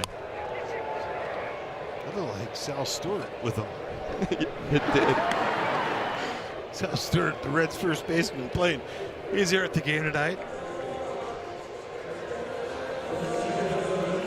Ruiz retired for the 2nd out.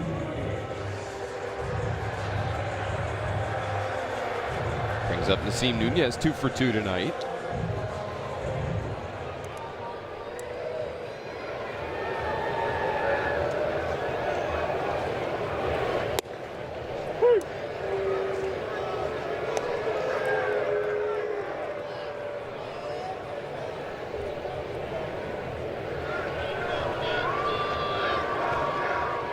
Now batting .209 after those 2 knocks this evening.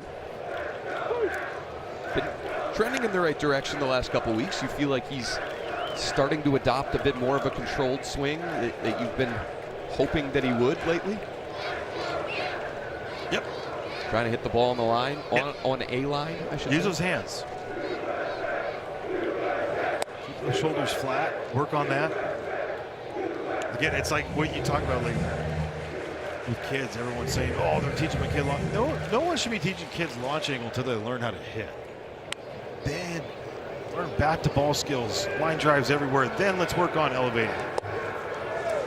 And I think sometimes with Nasim, he's never really had true success in the minor leagues just hitting in general, right? Like there's talents.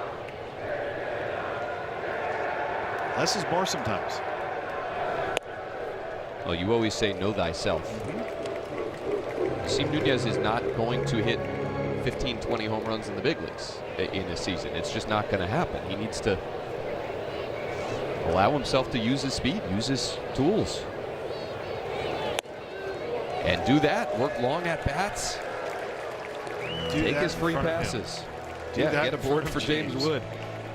James Wood tonight with a double and a walk. It's 31 times this year he's had a hit and a walk in a game. Nick Kurtz is number 2 at 26. 26 different games.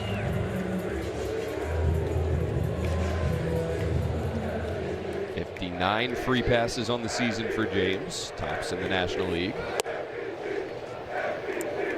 Chance at the MVP from the Tarps off section.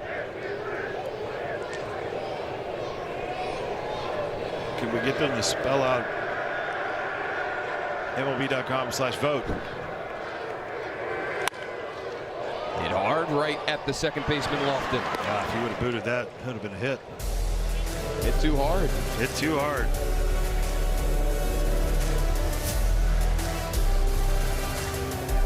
Ready? For every strikeout recorded by any Nationals pitcher this season, the Washington area Toyota dealers will donate $50 to the Children's Inn at NIH. Squaring to bunt is the number 9 hitter Isaac Collins. Pushes it foul.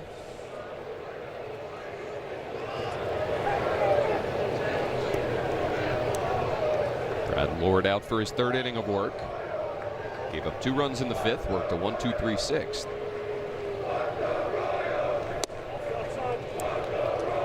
Could have been strike 2.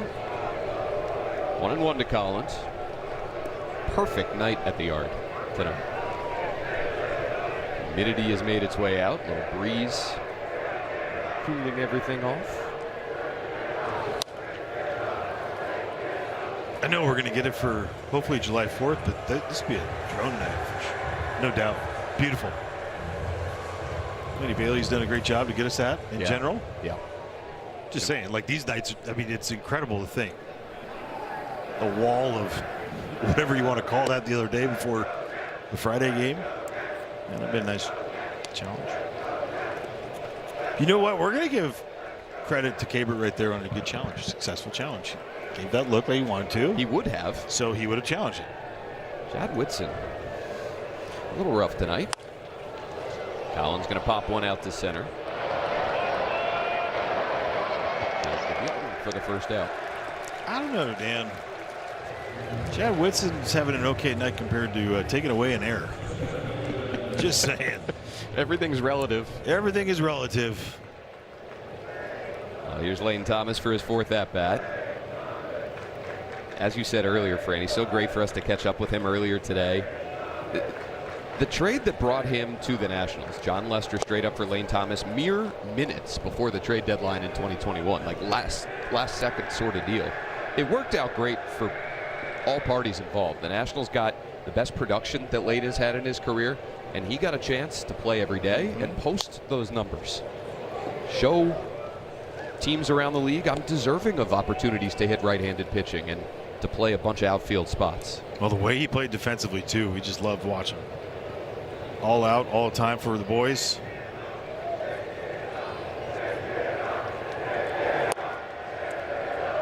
Takes ball 2. Shout out to Chase. She and the kids. Yeah, his wife Chase. They're probably watching the Royals broadcast, but if they were happen to listen right now, we're giving them a shout out. I have faith in Chase. Good running 2-seamer there from Lord. 2-2.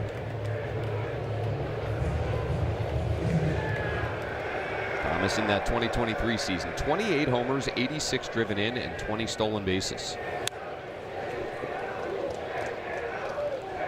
At the deadline in 24, traded to Cleveland for Jose Tena, Alex Clemmie, and Rafael Ramirez Jr. And has done some of his best work for Franny in Cincinnati.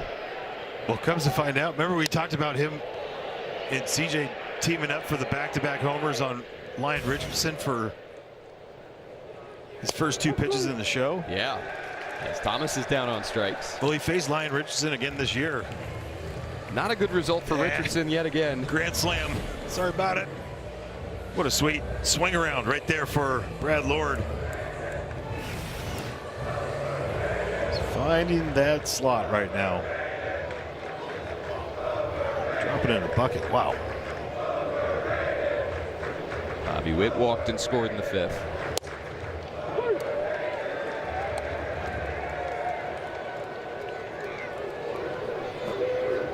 Can we just not do that with the Tarps Off crew? If you can have somebody up there, don't say this kid is overrated ever. Lose a little credibility when you can't overrate it at Bobby Witt Jr. 0-2 on him. Ward continues to dial up that sinker. 4-seamer to go with it.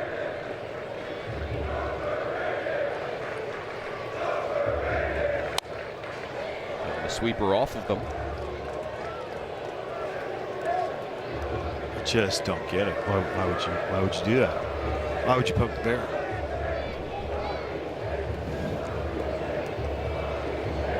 Well, if you're going to chant overrated at Bobby Witt, do it with 2 outs and nobody on. 1 ball, 2 strikes.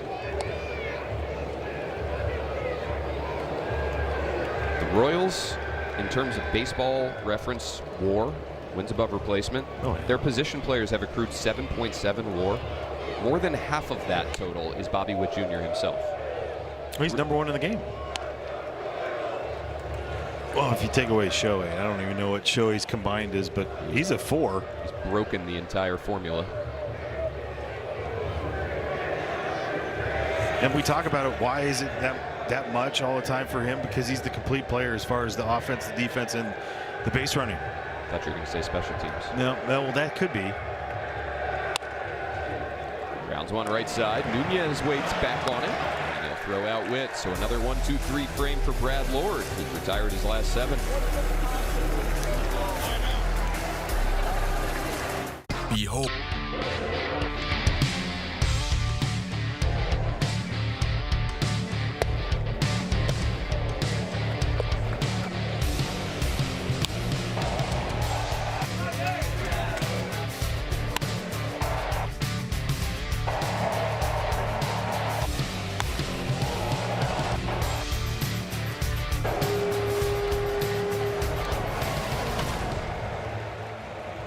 5-run explosion for the Nats in the 5th. They take a 7-3 lead through the 7th inning stretch. Solid work for Andrew Alvarez in a starting role today. He'll pass the ball to Foster Griffin tomorrow. He's going to face the team that made him a first-round pick back in the 2014 draft. Foster Griffin will face the Royals for the first time. Nationals' most consistent starter this season. Hoping to have the opportunity to pick up another series win. Here he's ranks among National League left-handed pitchers, top 5 in so many key categories. So Foster Griffin against Michael Wacha, the veteran righty, tomorrow afternoon. Evening, I should say. They've got 135 listed on the game notes for all 3 games in this series. That is not correct. Did you just point out a mistake by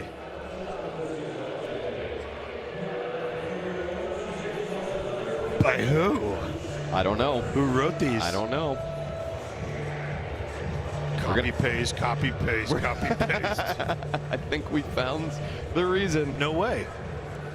Beckway. Beckway. Yeah. Second Royals reliever of the day. We'll face 2-3-4, Garcia, Meade, and Abrams.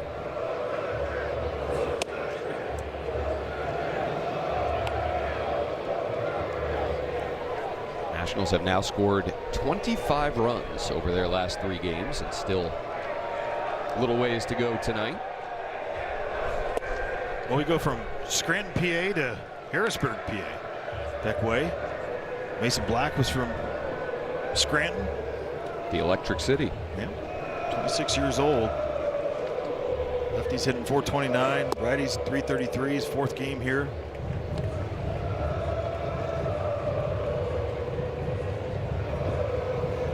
Made his debut, what, 10 days ago?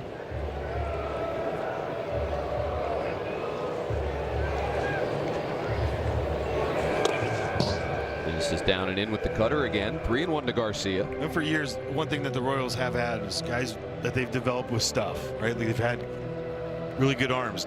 Maybe this time right now with a couple guys having to rush them up here to the big leagues with some of the injuries they've had. 97. Average on the fastball by Beckway. Fills the count to Garcia. Been a tough go for Matt Quatrero and company this year. 14 games under 500.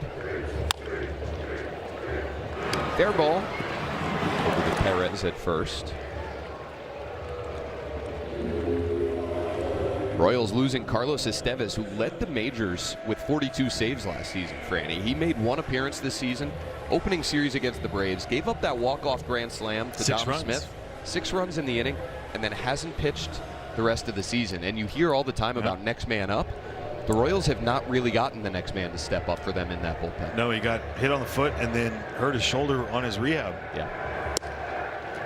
I mean, it's been an issue, and the Angel Serpa, right? Trade him away. They, I guess, needed Isaac Collins. I don't know. In a guy like I follow them and understanding what how they build their rosters and everything. Didn't understand that one. Truly. Could have used him in the pen. Ursig, who they got a couple years ago from the A's, he's been fantastic at times, right? I mean, we talk about the swing and miss that he and Mason Miller had together. That last series that was in Oakland Coliseum that the Nats played in, we were just like, nope, no thanks, guys. No thanks. No thanks. Brad Lord done with 3 innings. Clayton Beeter will be next. 2-1 to Meade. Takes a 2-seamer at the knees for strike 2. That was a really good job there by Carter Jensen, too, to keep that one a strike. That's all over the zone, but 97 movement down.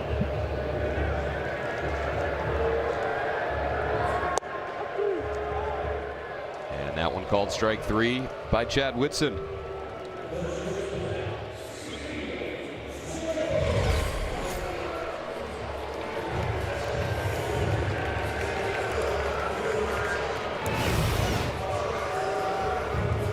I feel like Chad Whitson, too, at the same time is going, can't challenge me.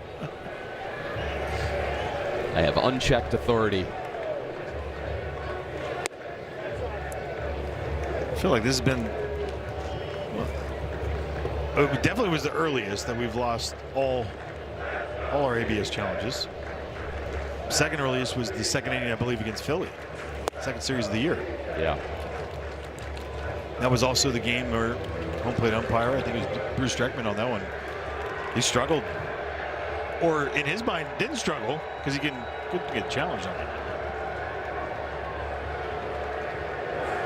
That's hitters paid the price. 1-2 on C.J. Abrams. 0 for 3 this evening so far.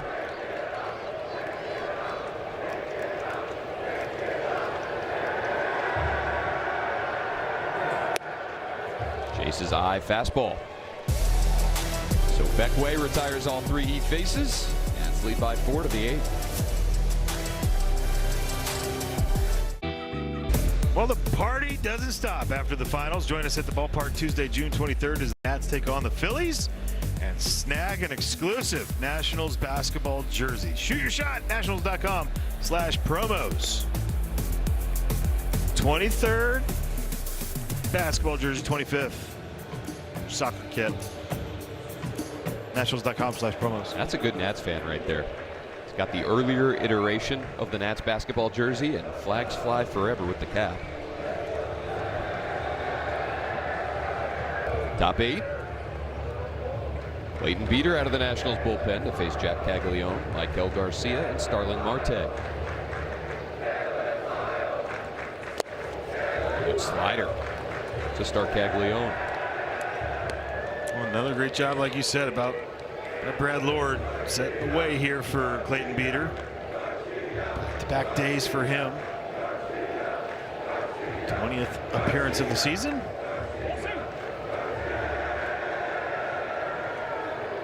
It's just wild to think, like, you throw that first pitch strike right with the slider, and then you get the budge on the next one. We talk about just landing a good one in the strike zone early. How much guys have to commit to it?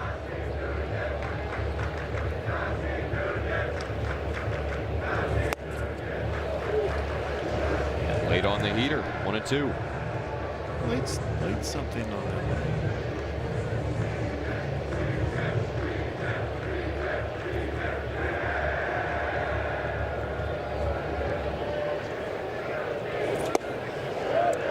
Caglione lays off, 2-2.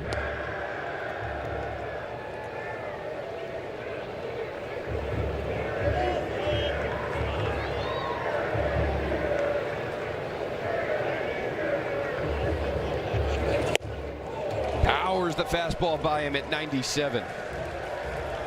Clayton Beeter sits down Caglione to start the 8th. We talk about Verdi fastballs, right? High induced vertical break, which means it stays on plane better than most. That one for Clayton Beeter. High. How about 20? When you see a guy miss it by that much, yes, it's out of the zone, but they think he thinks that's chest high. Like maybe just slightly under. Where it carries at the top, it stays there. No, sir, it's not. Miguel Garcia with one out.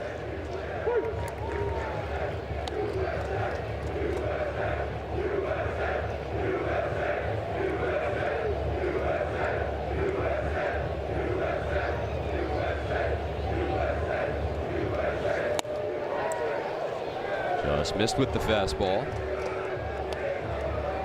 You can tell Keibert Ruiz has wanted to pull the trigger on a challenge at least 4 or 5 times tonight, since both of them were lost in that top of the first.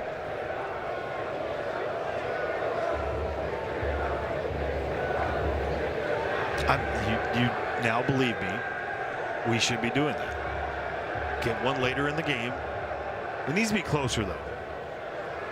Right, it needs to be like a 2-run game to get one back. And if you use it, you lose it. You get thrown out of the game. Mead the long throw to retire his fellow third baseman. Nicely played on the backhand at the hot corner. Oh, we talked about that with Curtis Mead pregame. He was kind enough to join me there. Just working on footwork. Not only that, but just where to play guys. Certain guys have the color green on that index card. That means they're really fast.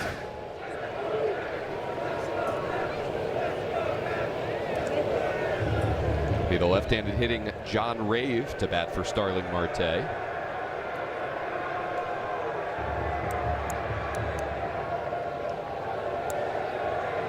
He'll get his first major league plate appearance of the season with 2 outs here in the 8th. Got into 72 games with the Royals last year, batted .196.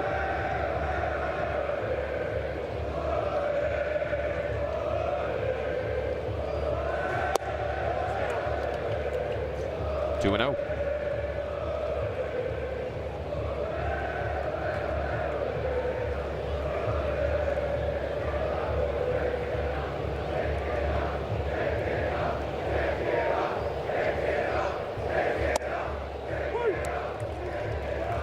Strike one. Yeah, that'll look nice there for Keibert Ruiz later on. Reports. Nailed that one.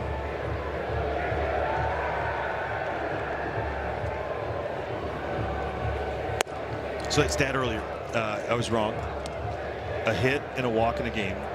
It's 32-32 now. Nick Kurtz and James Wood. Tied. Yordan Alvarez is 26. That was my fault. We accept your apology. Ball 4 to Rave. So he comes off the bench and extends the top of the 8th here. It'll give Salvador Perez a chance with a man aboard.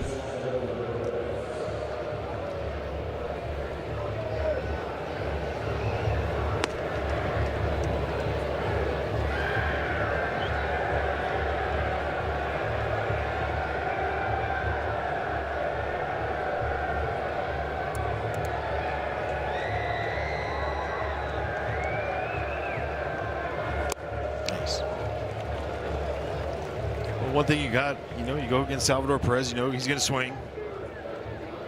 Make something look like a strike. That's all you have to do. Just make it look like a strike. 57.4% swing percentage. That's north of high. Higher than high. Yeah. Ball and a strike.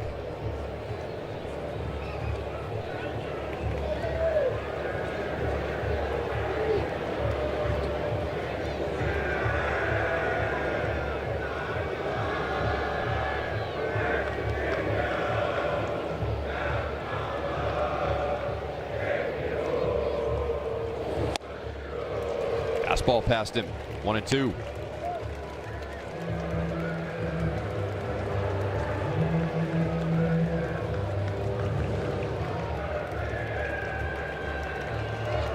Rave will lead off first.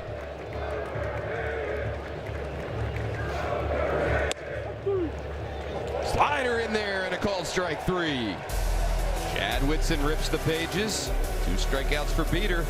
Dylan Cruz will try and add to the Nationals' lead next.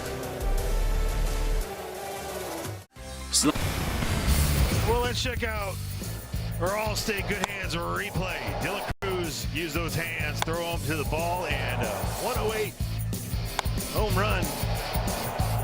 Not feet, it was miles per hour. Absolute rocket for 4th homer of the season. Gave the boys a comfortable lead. That fan down the line should thank his lucky stars that that ball was not about 6 inches lower.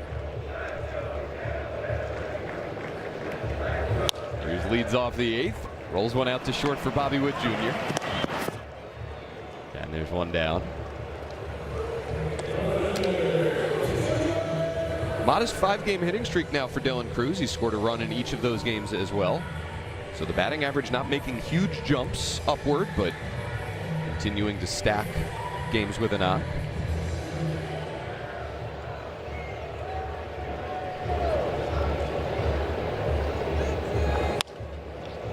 And Lyle pulls one just foul.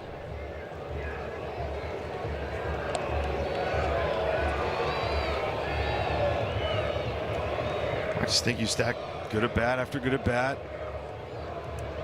Good day after good day. Like for Dylan and doing those things, success is going to happen. It's just everyone wants it so fast. Yeah. Everyone's so judgy for no reason.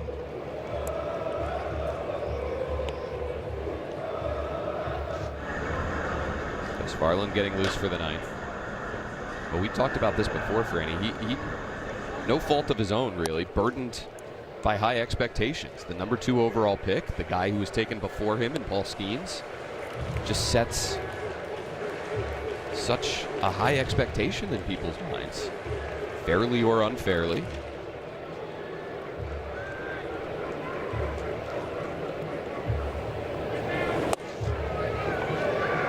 Green one on Lyle.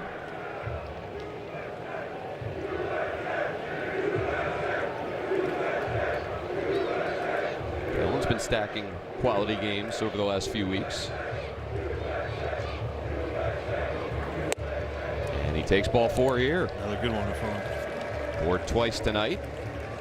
And he'll reach ahead of Jacob Young. Well, one of the things that Borg Schulte had talked to him about, don't look so mad when you walk. Walking's a great thing, and it's on all. Honestly, it played into that thing of, well, I got to get my hits. Like no.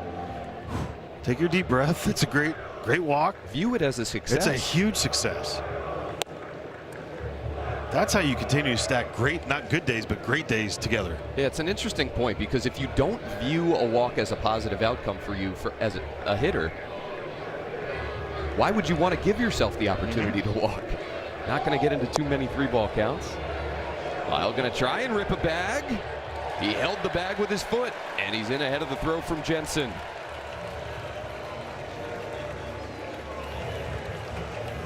We got to get a hook on that thing, like on the bottom of it. Every time a guy has a sliding mid on, they slide right over the top of the base. They can't stop. They can't hold on to it. They're going to challenge this one. It looked like there's a chance he came off. Kansas City's challenging the safe call at second base. Nick Lofton doing a great job right here to stay on him. That moment right there, his leg is off. Right here. He's on. And the moment this happens, there, he's off.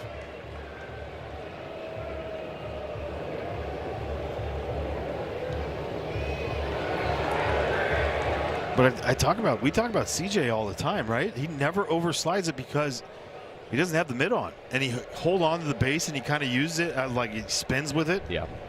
By holding on to it.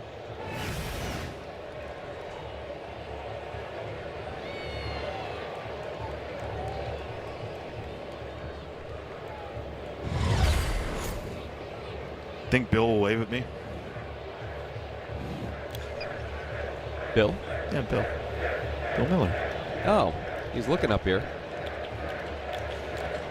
I mean, is there enough to overturn it? It looks like he probably did come off the bag with the tag applied, but is there indisputable evidence to overturn the call on the field?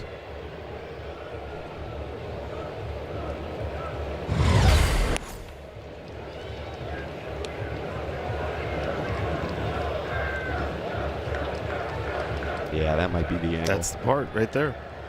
You see the space between the foot and the base, and his leg is on top of the glove of Nick Lofton.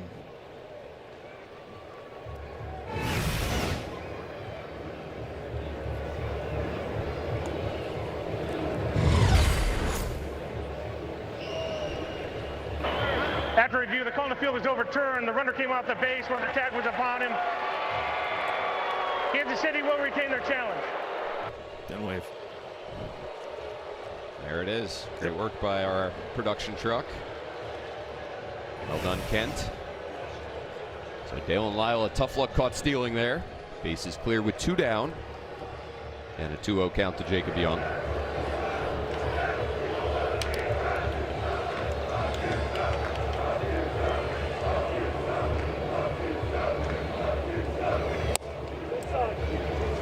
Three balls, no strikes.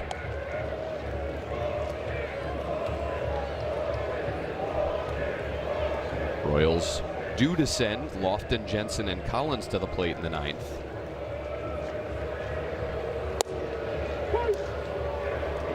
Little expansion there, maybe. 3-1. I think that was the one that we saw with the minor leagues last year, which was 3-0 counts. Those are the ones that actually got challenged the most. Not automatic. You'd always hear that from the dugout. So on 5 pitches, Jacob Young draws a free pass. And he'll extend the 8th to Keibert Ruiz.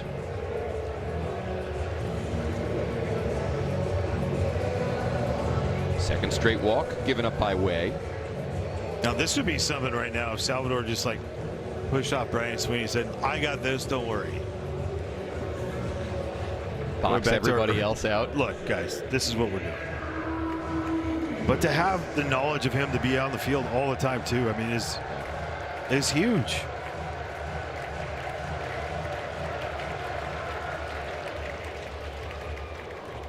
See if Young thinks about taking off. Leaves the hole open for Ruiz and has to scamper back to the bag. Quick tag. He does a good job of letting that ball travel too.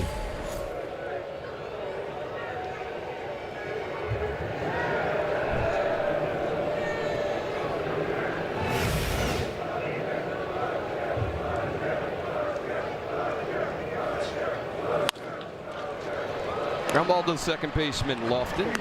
Shaded into the hole, and he'll throw out Ruiz. So it's a 4-run advantage for the Nats as we go to the 9th.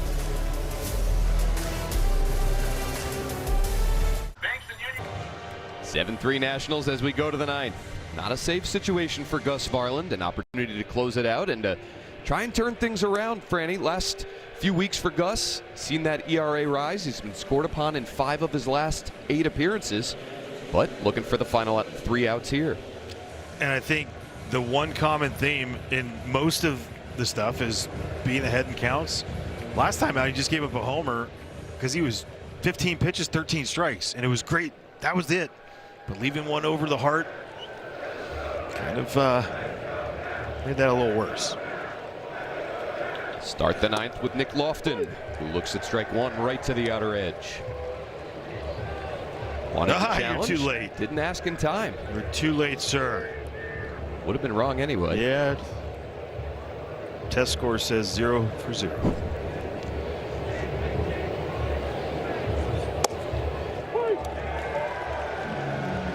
The batter is challenging strike call. And looks like he'll be right this time. That was a prove it. Like Chad Whitson trying to be like, challenge the ball. me then. Kansas City has 2 left.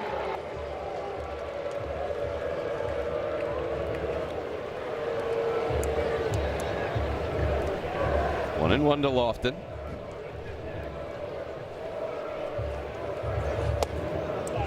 Back out there. Correctly called ball 2. In this 8 appearance stretch for Gus Varland that I referenced, he's issued more walks than he has strikeouts. 6 free passes to 5 Ks. Grounded, fair down the line. Nick Lofton will make his way to second with a leadoff double here in the 9th. Aboard 3 times tonight.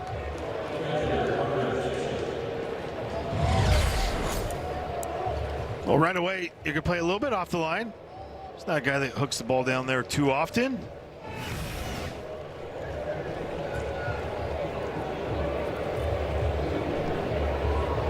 And for Gus, I mean, ultimately it comes down to this. Get back in that strike zone right away.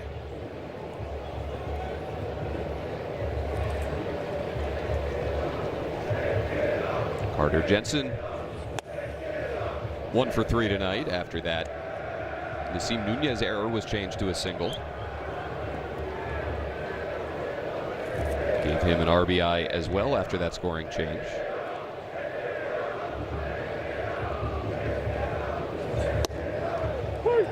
Clips the inside edge, 1-1.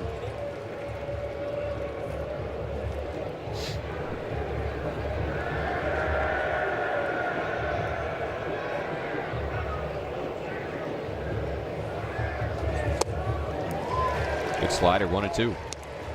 Any more Royals reach base here in the 9th inning? And barring a double play ball, that would guarantee Bobby Witt gets another at bat.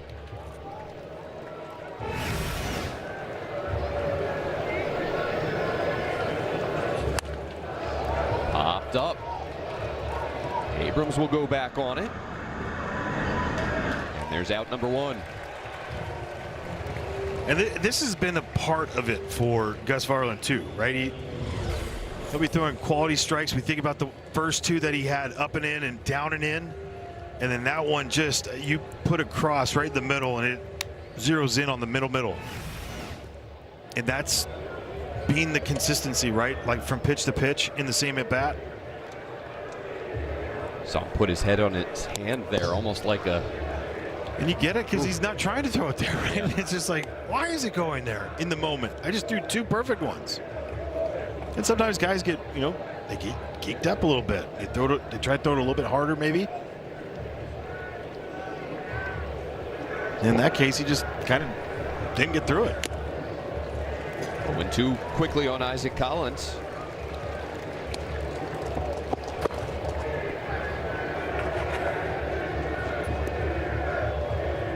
Couple flyouts and a ground ball off his bat tonight. Nationals trying to win their 3rd straight game here on this homestand. Right at the knees. Collins will challenge. The batter challenging the strike call.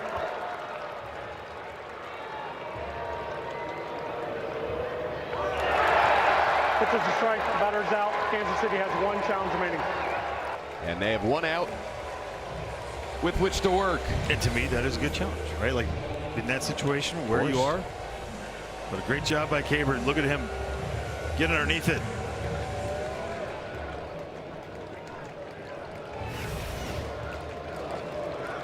Two down, and here's Lane Thomas. Looks at strike 1, and he thought about challenging, did not. Looked low. These are great for Cabert's numbers right now. All on a strike. Nationals on the verge of winning another series opener. They've set themselves up for series wins, not in the Mariners series, but of late by winning the first game of 3-game sets. Working from ahead. Send Foster Griffin to the mound tomorrow.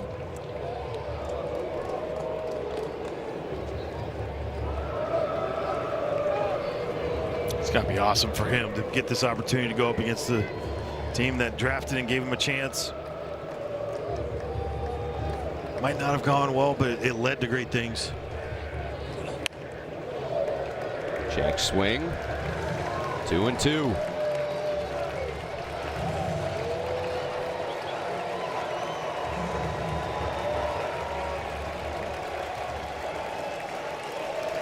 Nationals are 8-1-1 in their last 10 series. They're a strike away from getting to 3 games over 500. And Thomas able to check. 3-2.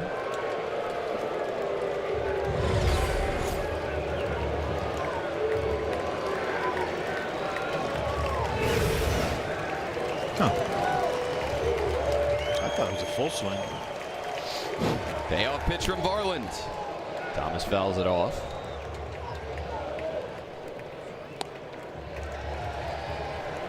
Bobby Witt Jr. on deck.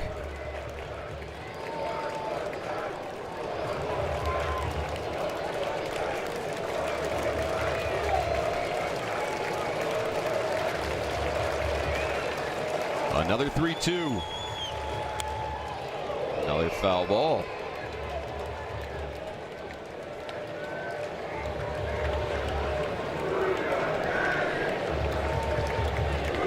Hey, why not keep challenging him, right?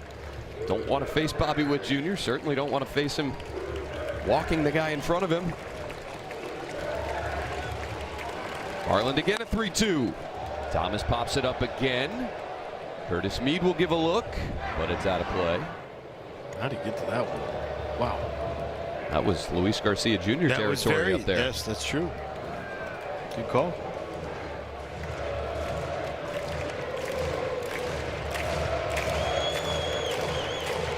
I get the sense that they're going to try to go slider, try to be too cute with it.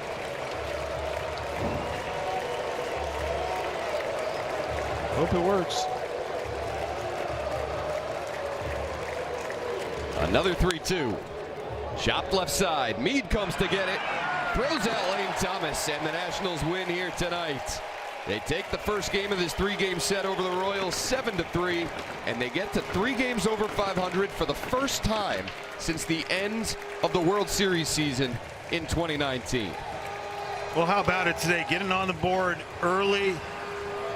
What, now 30-11 when they score first this season? Multi-run third inning, a multi-run fifth inning, 103 of those type innings this year.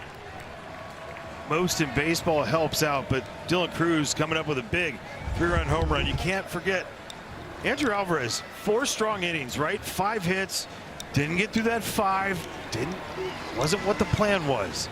Face those guys 2 times through, give it to Brad Lord, who was good again, to Clayton Beater, to Gus Varland, but all the guys doing their thing today.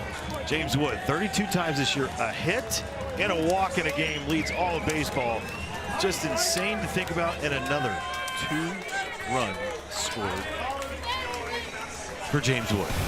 Big part of that 5-run 5th inning, Dylan Cruz, his 3rd homer in his last 9 games. Yeah, incredible. Slider middle, 108 off the bat.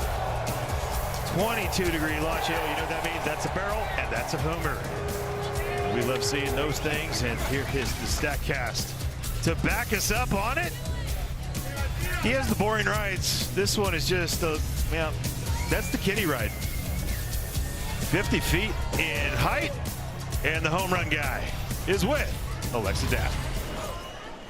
Brandy just called you the home run guy. I think that's fair to say for tonight. But blink and you might have missed it. What was your reaction with the ball off the bat?